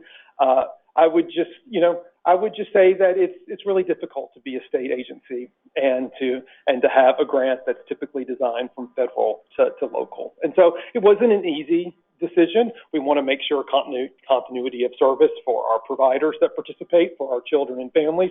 We do have staff that work on that project, so not an easy decision to make, but we are in that process of transitioning out of being a grantee. So our current grant will end on June 30th, 2024. We explored some different avenues with this and doing this, but basically, Quality Care for Children, who has been a partner in this grant, is going to apply to be the actual grantee for our grant, and we are supporting them in their application. So, and they are doing a great job. They are really working hard on this. We have weekly meetings, and as a nonprofit entity, it's just a better fit with them. So we're doing everything we can on that smooth transition, but just know that they are being a great partner with this, and I don't have a crystal ball. I can't say that they'll get the grant. There's no guarantee with that, but just know that we're doing everything we can to support them and to support our staff. All right, and then last but not least for me, just a couple of quick research updates. I think some of this you probably heard throughout today. We talked about our economic impact study. We are finalizing the materials for that. I think for our subcommittee, Rob's got some examples of what those materials will look like that they'll be posted next week. So just know that that's coming. And then not long after that, we'll have another economic impact report. So the current one looks at the years of 2019 and 2020, and then we'll have one that's coming up that looks at 2021. We are working on a CAPS research study, working with CAPS. We designed this study to be from the family perspective, and that is that we are using some of our stimulus funds on this initial phase. Urban Institute is the grantee that's working with us on that. And, as we get a little further on, I'll give you a little bit more updates, and kind of describe what that means to talk about it, because it is a little bit different from the perspective that we're going through. I think as I was looking through the window as I came in, that Elizabeth was talking about the student-parent pilot, and that's going on. So we're working with them on that evaluation and child trends. Cactus is our cross-agency child data system, and we have been involved in a demonstration project that has proved invaluable to understand the data with UGA. So that's moving forward. Quality rated, just all the different research that's going on with that. And then there is a new brief that's been that was just published. It's published on Urban Institute, and I think we linked from our page. That is understanding the need for non-traditional hour childcare in Georgia. So, as part of the stakeholder engagement we did related to pandemic relief, one of the recommendations that came out was the need for childcare during non-traditional hours. And we define non-traditional hours, fairly broadly. Because that finding just really stuck out so much, we actually commissioned Urban Institute to do more follow-up and more research with that. So this brief details that research and details what that, what gave us the impetus for, which leads me, it's a nice segue, which leads me into talking about our Expand grants. So as you remember, we in October started Expand grants. These are grants specifically geared to supporting partners and providers in providing care during non-traditional hours. It is a small pilot program. We are learning a ton already from doing this. We've got a great group of grantees. We've got 8 providers who are participating. We've got 7 collaboratives that are participating, and it's going really well. But again, there's a lot that we're learning from that. I can't tell you how excited I am for this project. It is like, I don't want to say it's re-energized me, even because I don't need to be re-energized. I was energized enough, but it is such a need out there. And when you think about, the economic needs of the state, what families need, where we know that there's a need to do some things differently, this is, one of the things that we're trying. And so in that, I want throughout this year for y'all to meet some of the grantees and hear specifically about the work that they're doing. So our first one that we'll have for this meeting is the Georgia Association of Manufacturers, and we have Stephanie Sersky. I think I did. I actually met Stephanie in June because I was fortunate enough that the commissioner couldn't go because I asked her to the Georgia Manufacturer Association meeting, and I learned a ton at that meeting. I actually went the day before I was supposed to speak because I just wanted to get a feel for the meeting and just learned a lot about economic trends. They had great speakers, and we were able to announce these Expand grants there. So Stephanie is the Director of Workforce. You also used to work at Department of Economic Development, correct? And TCS and Northwestern? Georgia Northwestern Tech. Northwestern. So anyway, Stephanie's going to come up and share with y'all her grant and the exciting things they're doing. So, make sure I'm hitting the right button here. Great. Usually right arrow means forward, right? So, well, thank you so much for having me. I'm really excited to be here today. And also, I just want to say this is my first ever DECAL State Board meeting, and I've just been amazed by all the work and efforts and the collaboration here. And I'm just really understanding, especially as we try to combat our workforce challenges just in manufacturing. I don't want to worry about other industries. But just in manufacturing, trying to combat our workforce challenges, you really do realize that it truly does take a village, right? It takes working with DECAL, it takes working with TCSG, and, all community nonprofit organizations to really put a dent in this, right? So just a little bit about us. So we are actually the only trade organization for manufacturers in Georgia. We really kind of offer 3 unique buckets of benefit, if you will, to manufacturers. And that's really on the legislative side. Sorry, I need to be by the microphone. The legislative side, as well as energy use rate cases. A lot of our members, our manufacturers, are served by Georgia Power, and so we work a lot with Georgia Power as well as the Public Service Commission to help keep those energy rates down, if you will. But the third value that we just added, which is why my job was created, was specifically focused on workforce. So this is really trying to help our manufacturers huddle, if you will, and be more present and really try to start putting a dent in things as it relates to their availability of workers in manufacturing. So before I go further, I just want to sort of provide a few statistics for what the manufacturing workforce landscape looks like in the here and now. We applaud our state for all the advancements and all the success that we've been experiencing within economic development, specifically in manufacturing. However, as we're looking down the road, we're wanting to make sure we don't become a victim of our own success, and that we just try to keep a pulse on things, if you will.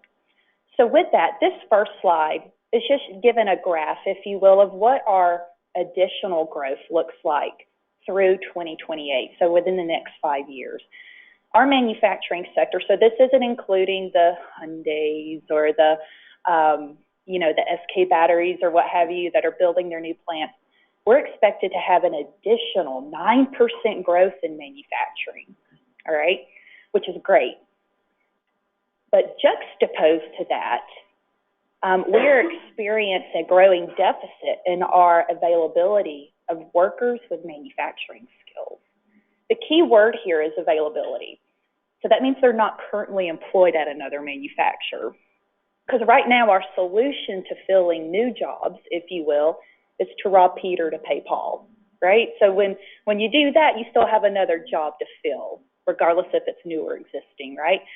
So that's kind of something we're really trying to be mindful of and be aware of and be vocal about. So as you can see in this chart right here, I love this chart because the different colors sort of represent the pre-pandemic era, the pandemic era, which is very obvious in this chart, and then the post-pandemic.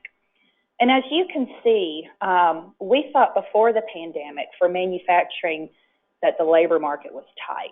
We were having workforce challenges even then, but the pandemic definitely exacerbated that. But even going into the here and now, we have almost 9,000 less available workers than we did before the pandemic. So we don't, to be quite honest, have the supply right here and now to meet our growing demand. So we got to do something about that. So that's why I was brought on board, was to actually roll up our sleeves and take action, to not expect others to do it for us, but us as manufacturers be more present and say, what do we need to do? What do we need to invest to really help push this forward? So what we ended up doing is right after I was brought on board, and I just celebrated my first year with GAM. So we've been doing this all in a year's time. We developed a workforce strategy that really has two components.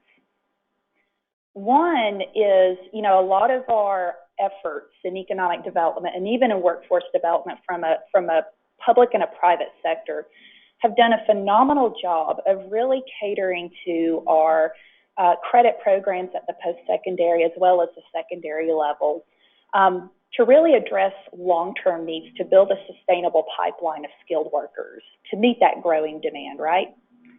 However, we haven't really had resources available or facilitated resources to address the needs of here and now. So like for manufacturers, for example, we have some that, experience 70% turnover in some production jobs or what have you.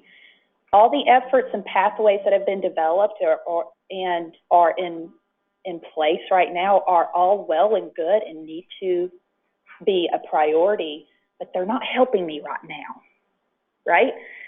So with that discussion in mind, we told ourselves, not only do we need to continue supporting and advocating for long-term solutions, we need to start thinking outside of the box and think of solutions that we can facilitate for the here and now to address immediate needs.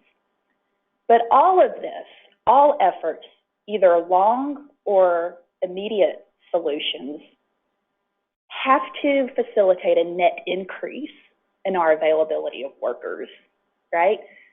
So as long as that's the main goal in mind, is how can we facilitate a net increase in our workers? So the first step of that, as an association, is we administered our first ever workforce needs assessment and published that report. And you can scan this QR code if you're interested in downloading it, and you can download the report directly. But this report, not only were we asking existing manufacturers in Georgia, what are your needs that you need to focus on now and foresee being a need for the next 3 to 5 years? Again, kind of bringing the conversation back to the here and now. What are the credentials that you require and prefer? What are the untapped populations that you're willing to consider that perhaps you didn't before, such as fair chance hiring, working with folks that do not have a high school diploma? I mean, we really, to facilitate that net increase, we really kind of have to open up our horizons, or broaden our horizons, if you will. But another important component of this workforce report, and ultimately what led us to applying for the Expand grant, is we asked the manufacturers, what do you consider challenges, or what are the challenges you consider impediments to your workforce recruitment and retention efforts? And some of these are kind of expected, but we wanted data to verify it and back it up. And as you can see, the number 2 impediment is childcare, right? So this is what ultimately influenced us to participate in Expand and roll our sleeves up and say, how can we help you help us?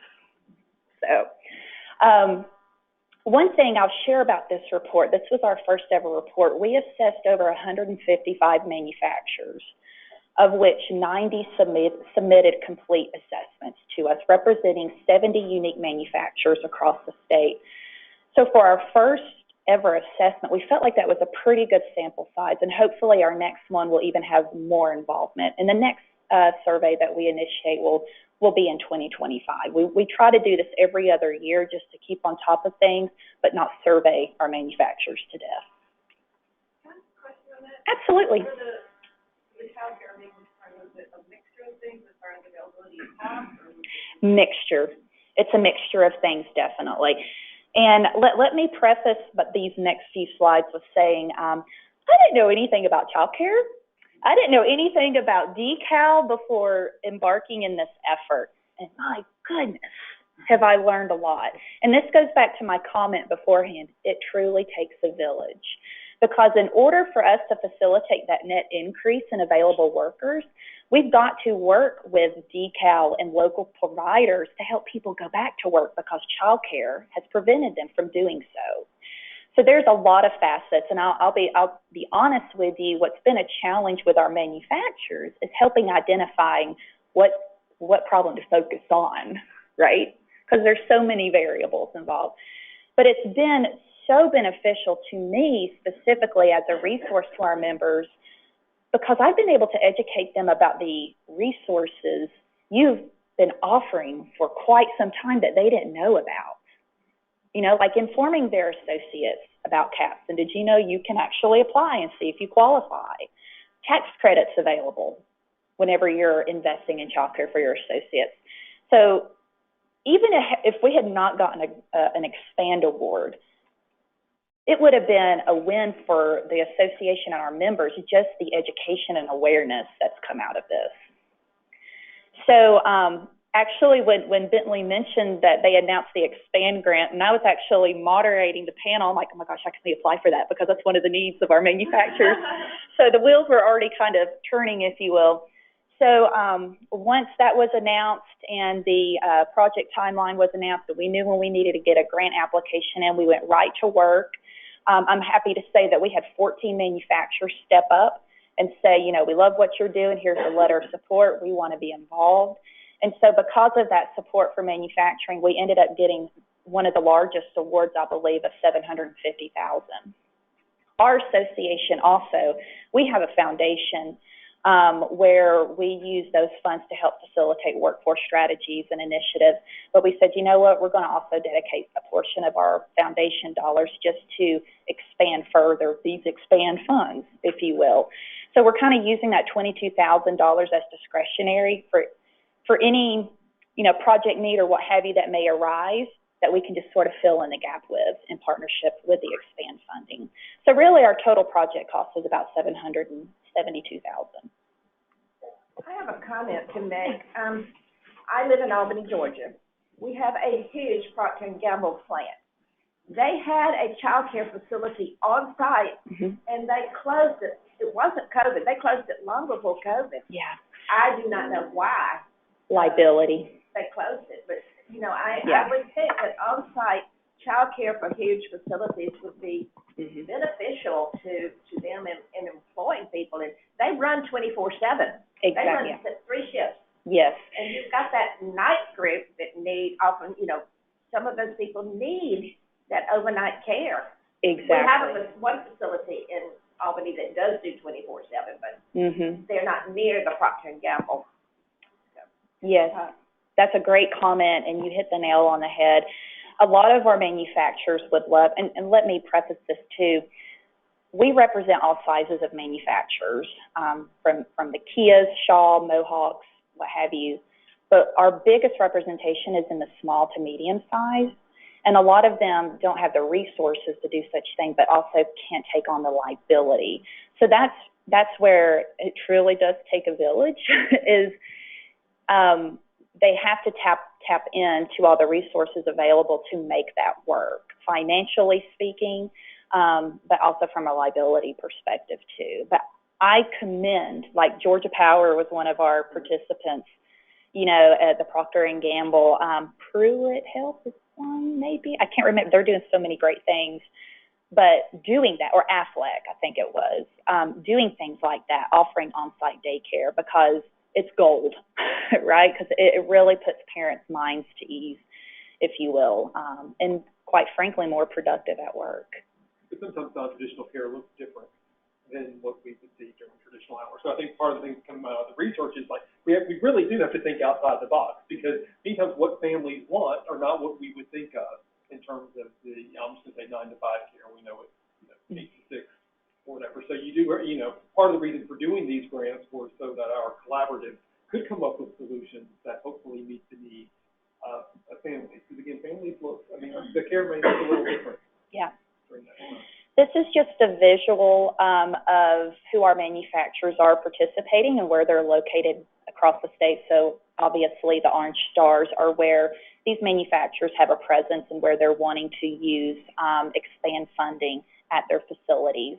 And I failed to mention earlier, we've been able, across the 14 manufacturers, divide the funding evenly. So each manufacturer is getting $50,000 to play with, if you will, plus the $22,000 that we can tack on when needed. So a pretty good sprawl. I think Jill and I were talking earlier, if I had it to do over again, would we have done 14 manufacturers? Because they all have different needs, right? So we don't just have one pilot project, we have 14 pilots. So it's quite interesting, but a lot of fun. So these are just some solutions that we're cooking up with some manufacturers, and there's actually been a few others that have come to the surface since putting this presentation together. But again, the purpose of this grant was to help provide access to childcare during non-traditional hours, which is perfect for manufacturing because a lot of our manufacturers are 24/7 operations. So some of the examples that, you know, we'll be using the expand funding for is one manufacturer who, believe it or not, actually has one shift, but their shifts start at 6 a.m. Their associates need to access childcare earlier so that they can get to work on time, right? So we're looking at using the expand funding to help that provider open earlier, just from the hours of 4 to 6, so that those associates can access sooner. Another example is, you know, some of our manufacturers, not all of them work on the weekends, if you will, but some kind of work sporadically, you know, to keep up with fluctuating demand. So they said, you know, a lot of times that's an issue because childcare isn't available on the weekends. So if we could somehow use funding to pay for banked weekend hours for the associates to draw down when they need, again, just to kind of help minimize that barrier. So that's something we're kind of looking at. Some other solutions that are starting to solidify is providing care from 3 p.m. to 11 p.m. to really help those second shift workers. So a lot of things are starting to come to the surface and actually starting to involve the providers right now. I will say a challenge that we are encountering, and, you know, it's actually a good thing that we're having this discussion. You know, we have our non-traditional hour definition. But what we're realizing is with some of our manufacturers, they really need child care even during traditional hours in the summer because school's let out. And the majority of our manufacturers, their associates that are parents, the majority of those parents, their kids are already in school. So whenever it's summer and school lets out, there's an influx of need.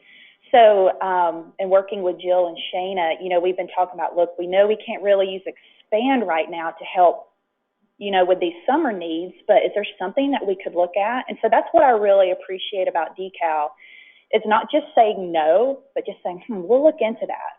And let's see, because y'all are truly thinking outside the box and being creative. And we really appreciate that, and that's really going a long way. And that was the challenge I was just talking about. But that's actually the end of the presentation. I want to thank the commissioner and the chairman for making this opportunity available. I have to thank Bentley, Jill, and Shana because they have been in the weeds with us, helping navigate the waters. I have to get my hair colored more often now because of all this, but it's worth it. But y'all are really doing some great work, and I applaud you for stepping out there with us to test drive this and pilot. So thank you very much. Any questions? I just have one more comment. It's my understanding, Elizabeth, is she still here? CAPS pays a higher rate for non-traditional hours in some, in. We have a different rate for night care, but that's a slightly different thing than just non-traditional. The night care was what I do know, about one facility in my district that has the 24/7 and the night care. Well, this is actually a good thing. I mean, this is where the manufacturers are doing their part. A lot of our manufacturing associates on the hourly side don't qualify for CAPS because they're making too much. So that's a good thing.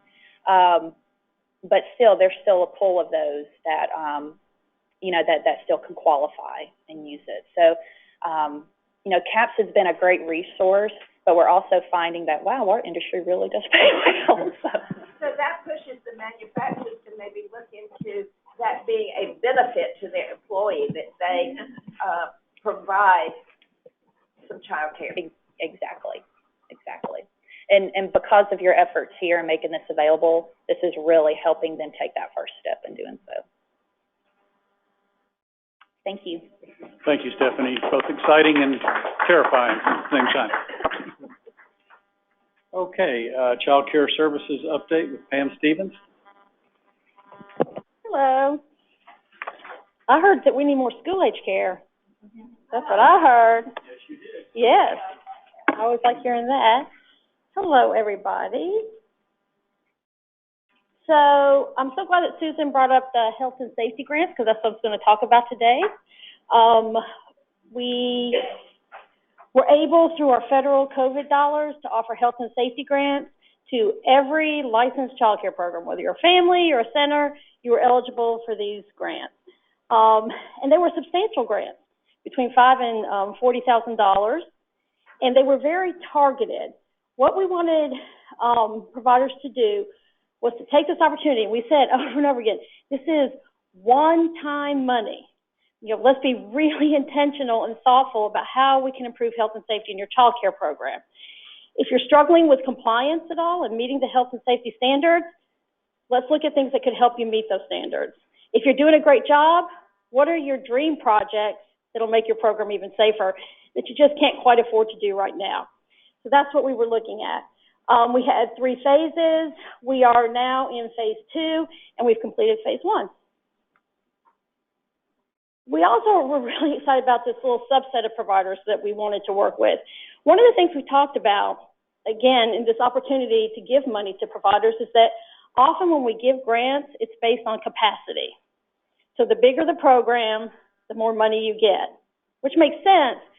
But then also it means that the biggest and often the most resource providers are also getting the most resources. So how can we take a look at these programs who were really struggling with the issues that we were concerned about around health and safety? So we identified a subset of 213 providers who had issues with multi-year noncompliance with our rules, meaning they just struggle with staying in compliance.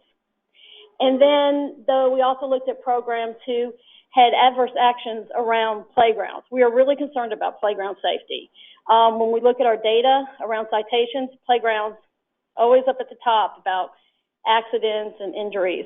So we wanted to see what we could do to make playgrounds safer. And I will say, you know, in defense of all the providers too, playgrounds are hard. It is hard to maintain your playground. Your playgrounds look great, and then you have a bad storm like we've had lately, and your playground's a disaster the next day. And it's really hard to maintain. So we want to help them put things in place to really stay in compliance much better. They were not allowed to use the money on anything that's consumable. Like, we're not buying construction paper. We're not buying wood chips. These are things that go away. These are dream big, guys. You know, let's really think about what we can do to improve your program. So this subset of programs, they had to get additional funding. They had to agree to a few things. And one of the big thing was to work with us. Let's work together, because it's not just about money and funding. It's also about putting systems in place so that you're maintaining safety throughout your program.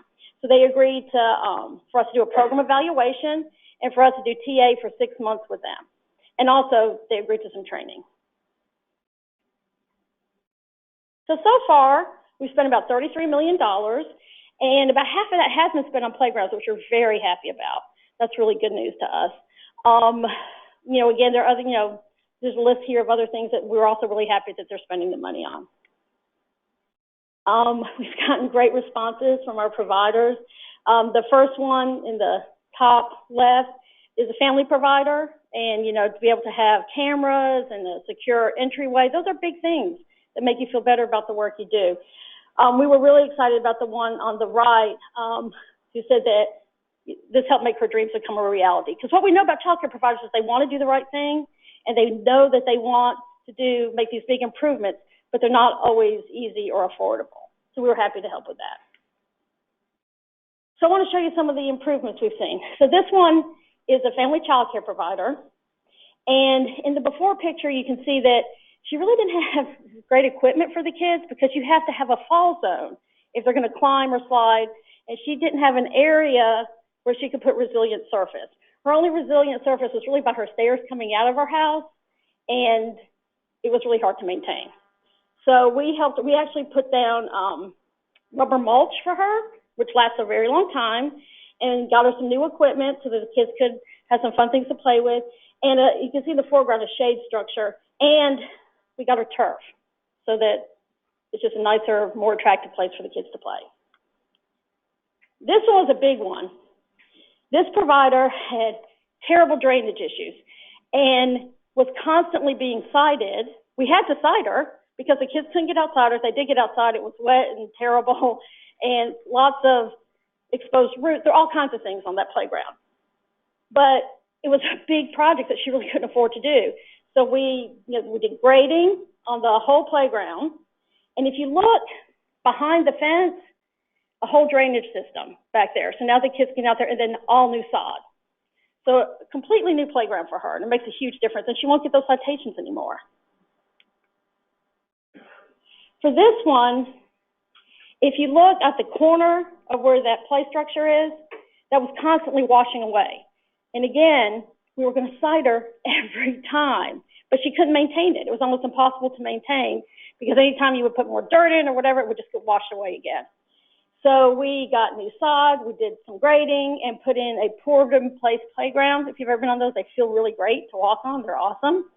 And so that made her playground so much better, and she won't get those citations. And this playground was kind of a nightmare. If you look at the slide on the far left-hand slide, it was collapsing. It was a mess. This was a homemade play structure. It was impossible to keep mulch there. You see that she tried to have a mat on the end of the slide that just kept falling apart. It wasn't good. So we put a poured-in-play surface on her and new fencing and new equipment. So these things made a big difference for families and for kids and for everybody. So that was round one, some of the examples, and we'll have more to share in May about round two. Round one was for our smaller providers. Round two is for our bigger providers. So any questions about health and safety grants? Okay. So it's that time of year. We're going to talk about some rule changes. This is February. So in February, it's the very high level, hey, we're teeing this up. These are the things we're going to be thinking about, not much detail yet. This year, this is kind of different. Our rule changes will only affect exempt programs. The rule change, we're not doing any rule changes for licensed programs. And just to give you a little bit of background, there are programs that offer services and experiences for kids and these programs could never be licensed. So think in terms of a day camp in a park. They cannot meet our rules, but we think those are really good experiences for children. We want children to have those experiences. So they are exempt from licensing rules. So what we learned over the years and listening to lots of folks, we learned that the way we do exemptions was very confusing and cumbersome for families, for providers, really confusing for legislators. We would get a lot of feedback from across the street about our exemptions. And we knew we needed to work on that, but we wanted to do it right. And so we did our homework, and we got technical assistance from the National Center on Quality Assurance, and we did a survey of all exempt providers and licensed providers, because when you make decisions for one, it affects the other. And we did stakeholder engagement with both exempt and licensed providers and with other stakeholders. So we took a lot of time. We probably worked on this for a year and a half to make some decisions. And so I'm just going to give you, again, the high level, big things we're changing and that we've gotten support on, and we'll have more detail at the next meeting. What we learned is that we need two processes for a program to be exempt and for us to align with the rest of the country on how they do exemptions. We have two exemption categories that can receive caps. And for those programs, they do need an application process. We do need to make sure that they're checking all those boxes because we're investing in them. And our kids, who are very vulnerable are in those programs. So the process for them won't change. But for all the other exempt programs, we're going to move to a registry instead of an application process. So we'll have to change wording. And then you have a handout. We also we found out, more exemption categories than anybody in the country. We currently have 14 exemption categories. That's why they were kind of redundant and confusing. So we're going to consolidate down to 7 categories. Take the 14, consolidate to 7. But at the same time, if you're exempt now, you'll still be exempt. We're not changing what it takes to be exempt. We're changing how we describe it. And you have a handout there that should tell you how one's moving to the other. But again, more detail, but that's what we're going to be talking about in the next several meetings. And our licensed providers are very happy. There'll be no real changes for them. Any questions? All right. Y'all can have lunch. Thank you. Okay, we're adjourning for lunch. We'll reconvene at 1 o'clock for the public comment period. And somewhere in all of that will be committee reports. We are reconvened. We'll now begin our public comment period regarding issues relating to early care and education. I remind everyone that this is not a question and answer session. Quandra, do we have anyone present in the Oak Conference Room who has signed up to speak? No, we do not have anyone at this particular time. Do we have anyone who has submitted written comments to the GoToWebinar chat box? No, we do not have any comments submitted at this time. Thank you. Now we'll move to our committee reports. We'll start with the Program Committee, followed by the Budget and Finance Committee, and then we'll wrap up with Quality Innovations and Partnerships Committee. So, Christy, would you like to enlighten us as to the programs? Yes. So we have some great updates, lots of positive, wonderful information. First, we started with the CAPS Video Library. This was created with the Communications Department, and these are short how-to videos, kind of a frequently asked questions videos to try to help families and some for child care providers. The links are on the main CAPS page.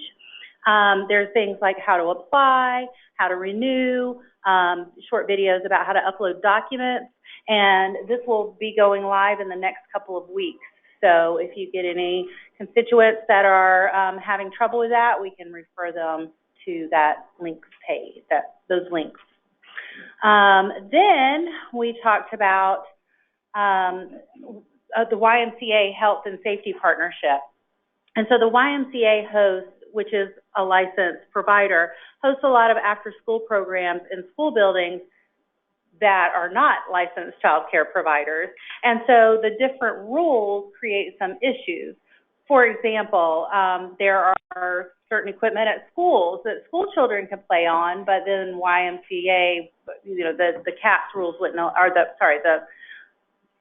the rules for child care wouldn't permit that.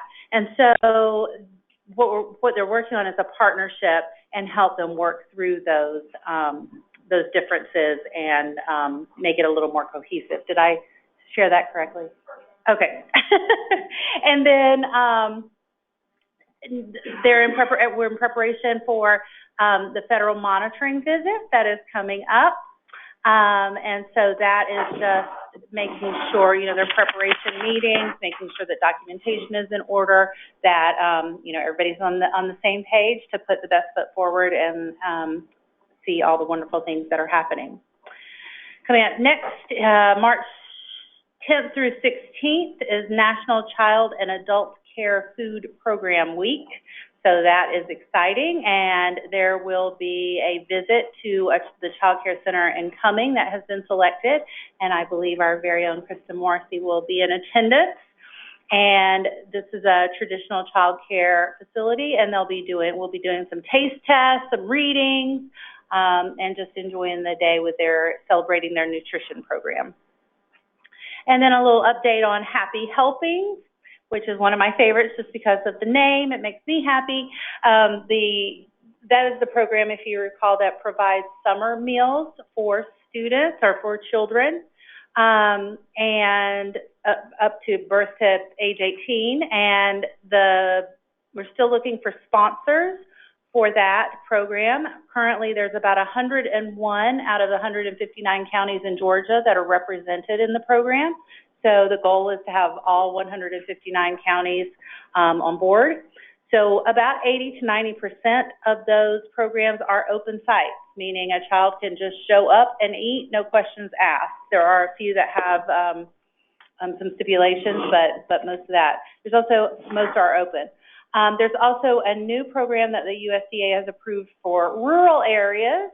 So I asked the question, why not metro? But anyway, in the rural areas, and it's a grab-and-go program, much like we had during COVID, where a parent can come and get the food to take home for a student or a child. And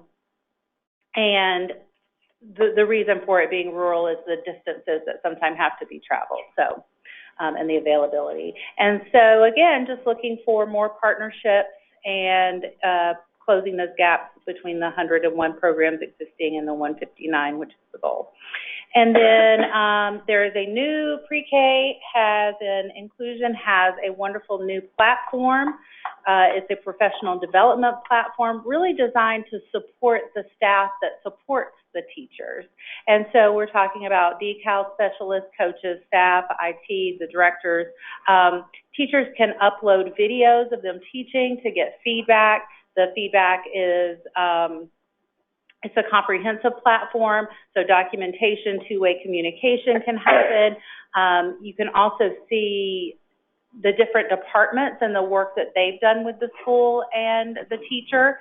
So it's more comprehensive. So it's not one department going and then the other, replicating information. So it's very comprehensive. It's also very secure. It meets the high expectations of the IT department, and it is also HIPAA compliant, which is very nice. So it kind of goes above and beyond what is required for security purposes. So that is our report. Thank you. I have a comment, and then I have a question. My comment is I have used Facebook to promote our decal website. When somebody has asked a question, I pointed them to how to find childcare in the area. It's on there.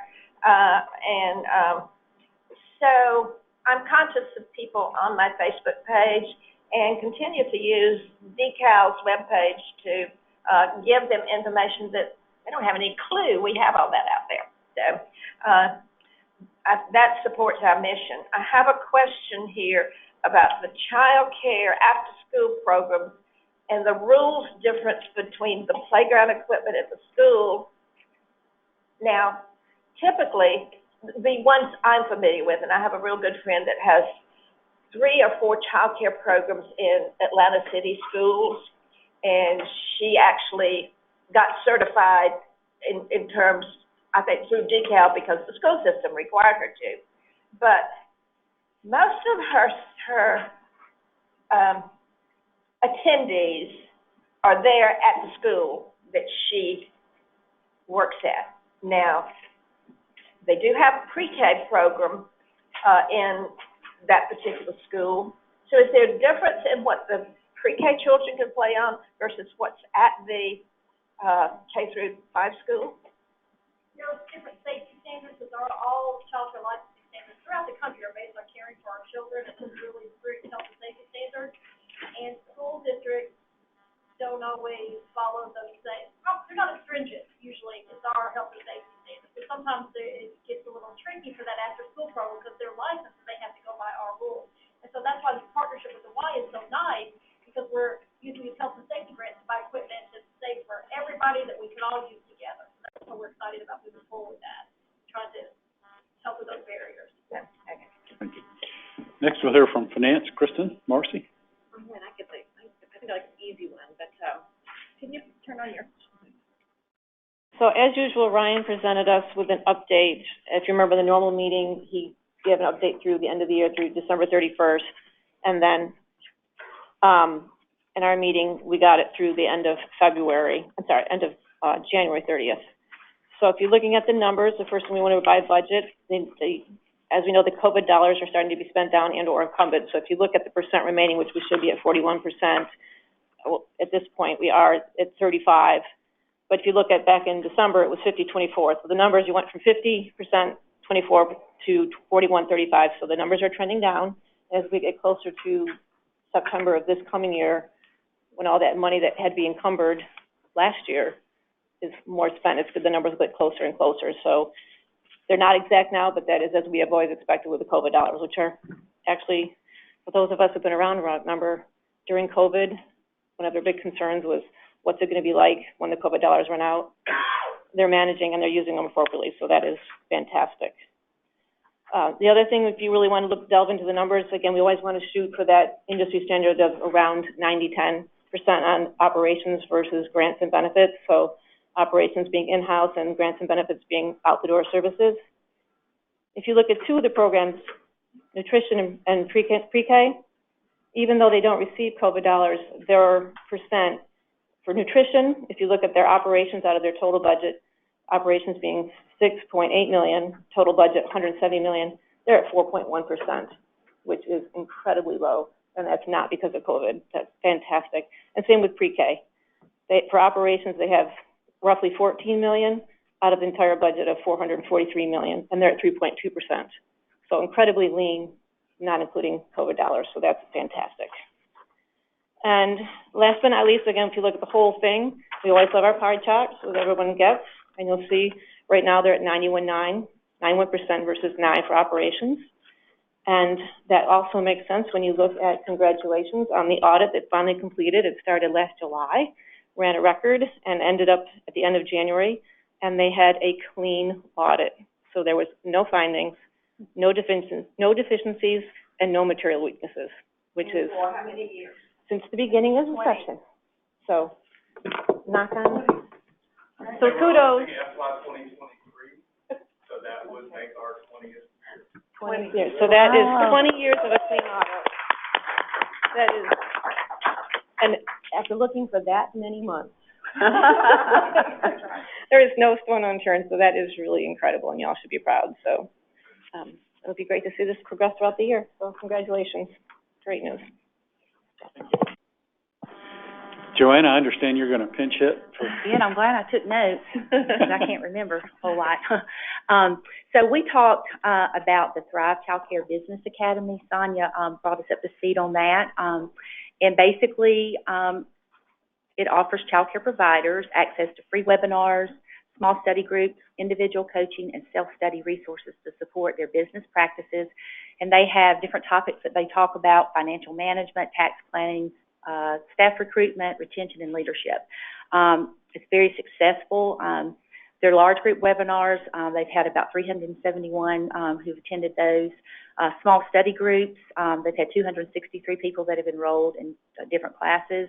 And then individual coaching sessions, they've had 63 of those requested. Also, they talked about, I'm going to go look at the website, because I wish that when I was in business 30 years ago that I'd had the Thrive Child Care Business Academy, because I didn't know anything about business. I made lots of mistakes, but I learned. But they've got a great website. I wrote it down and I threw it away, but they said if you put decal and Thrive, it'll take you right to it. And then she just got some feedback from some of the participants. I just wanted to read a couple. One said, "This academy was a game changer for me. Learning new approaches has drastically improved my efficiency. I never realized how much time I could save until now. And then the program not only boosted my skills, but also connected me with an incredible network." So obviously, and there's tons more, but obviously very successful. And then we talked about a business model study that Civitas has been commissioned to take a look at the child care landscape in the state of Georgia. They're working with providers and stakeholders and businesses, and then once the report's completed, they will provide a report on it. And then the last thing is the economic impact study, and it's being conducted in conjunction with, or has been conducted in conjunction with, the Carl Vinson Institute, Georgia State, and DeKalb. And it's going to it's focused on the initial impact of COVID during the pandemic on the early care and education industry. And those materials are ready to be released at some point in the near future. Thank you. That's it. Well, before we conclude the meeting, may I have a volunteer for our next inspiration in May? Anyone? Christina, you are my hero.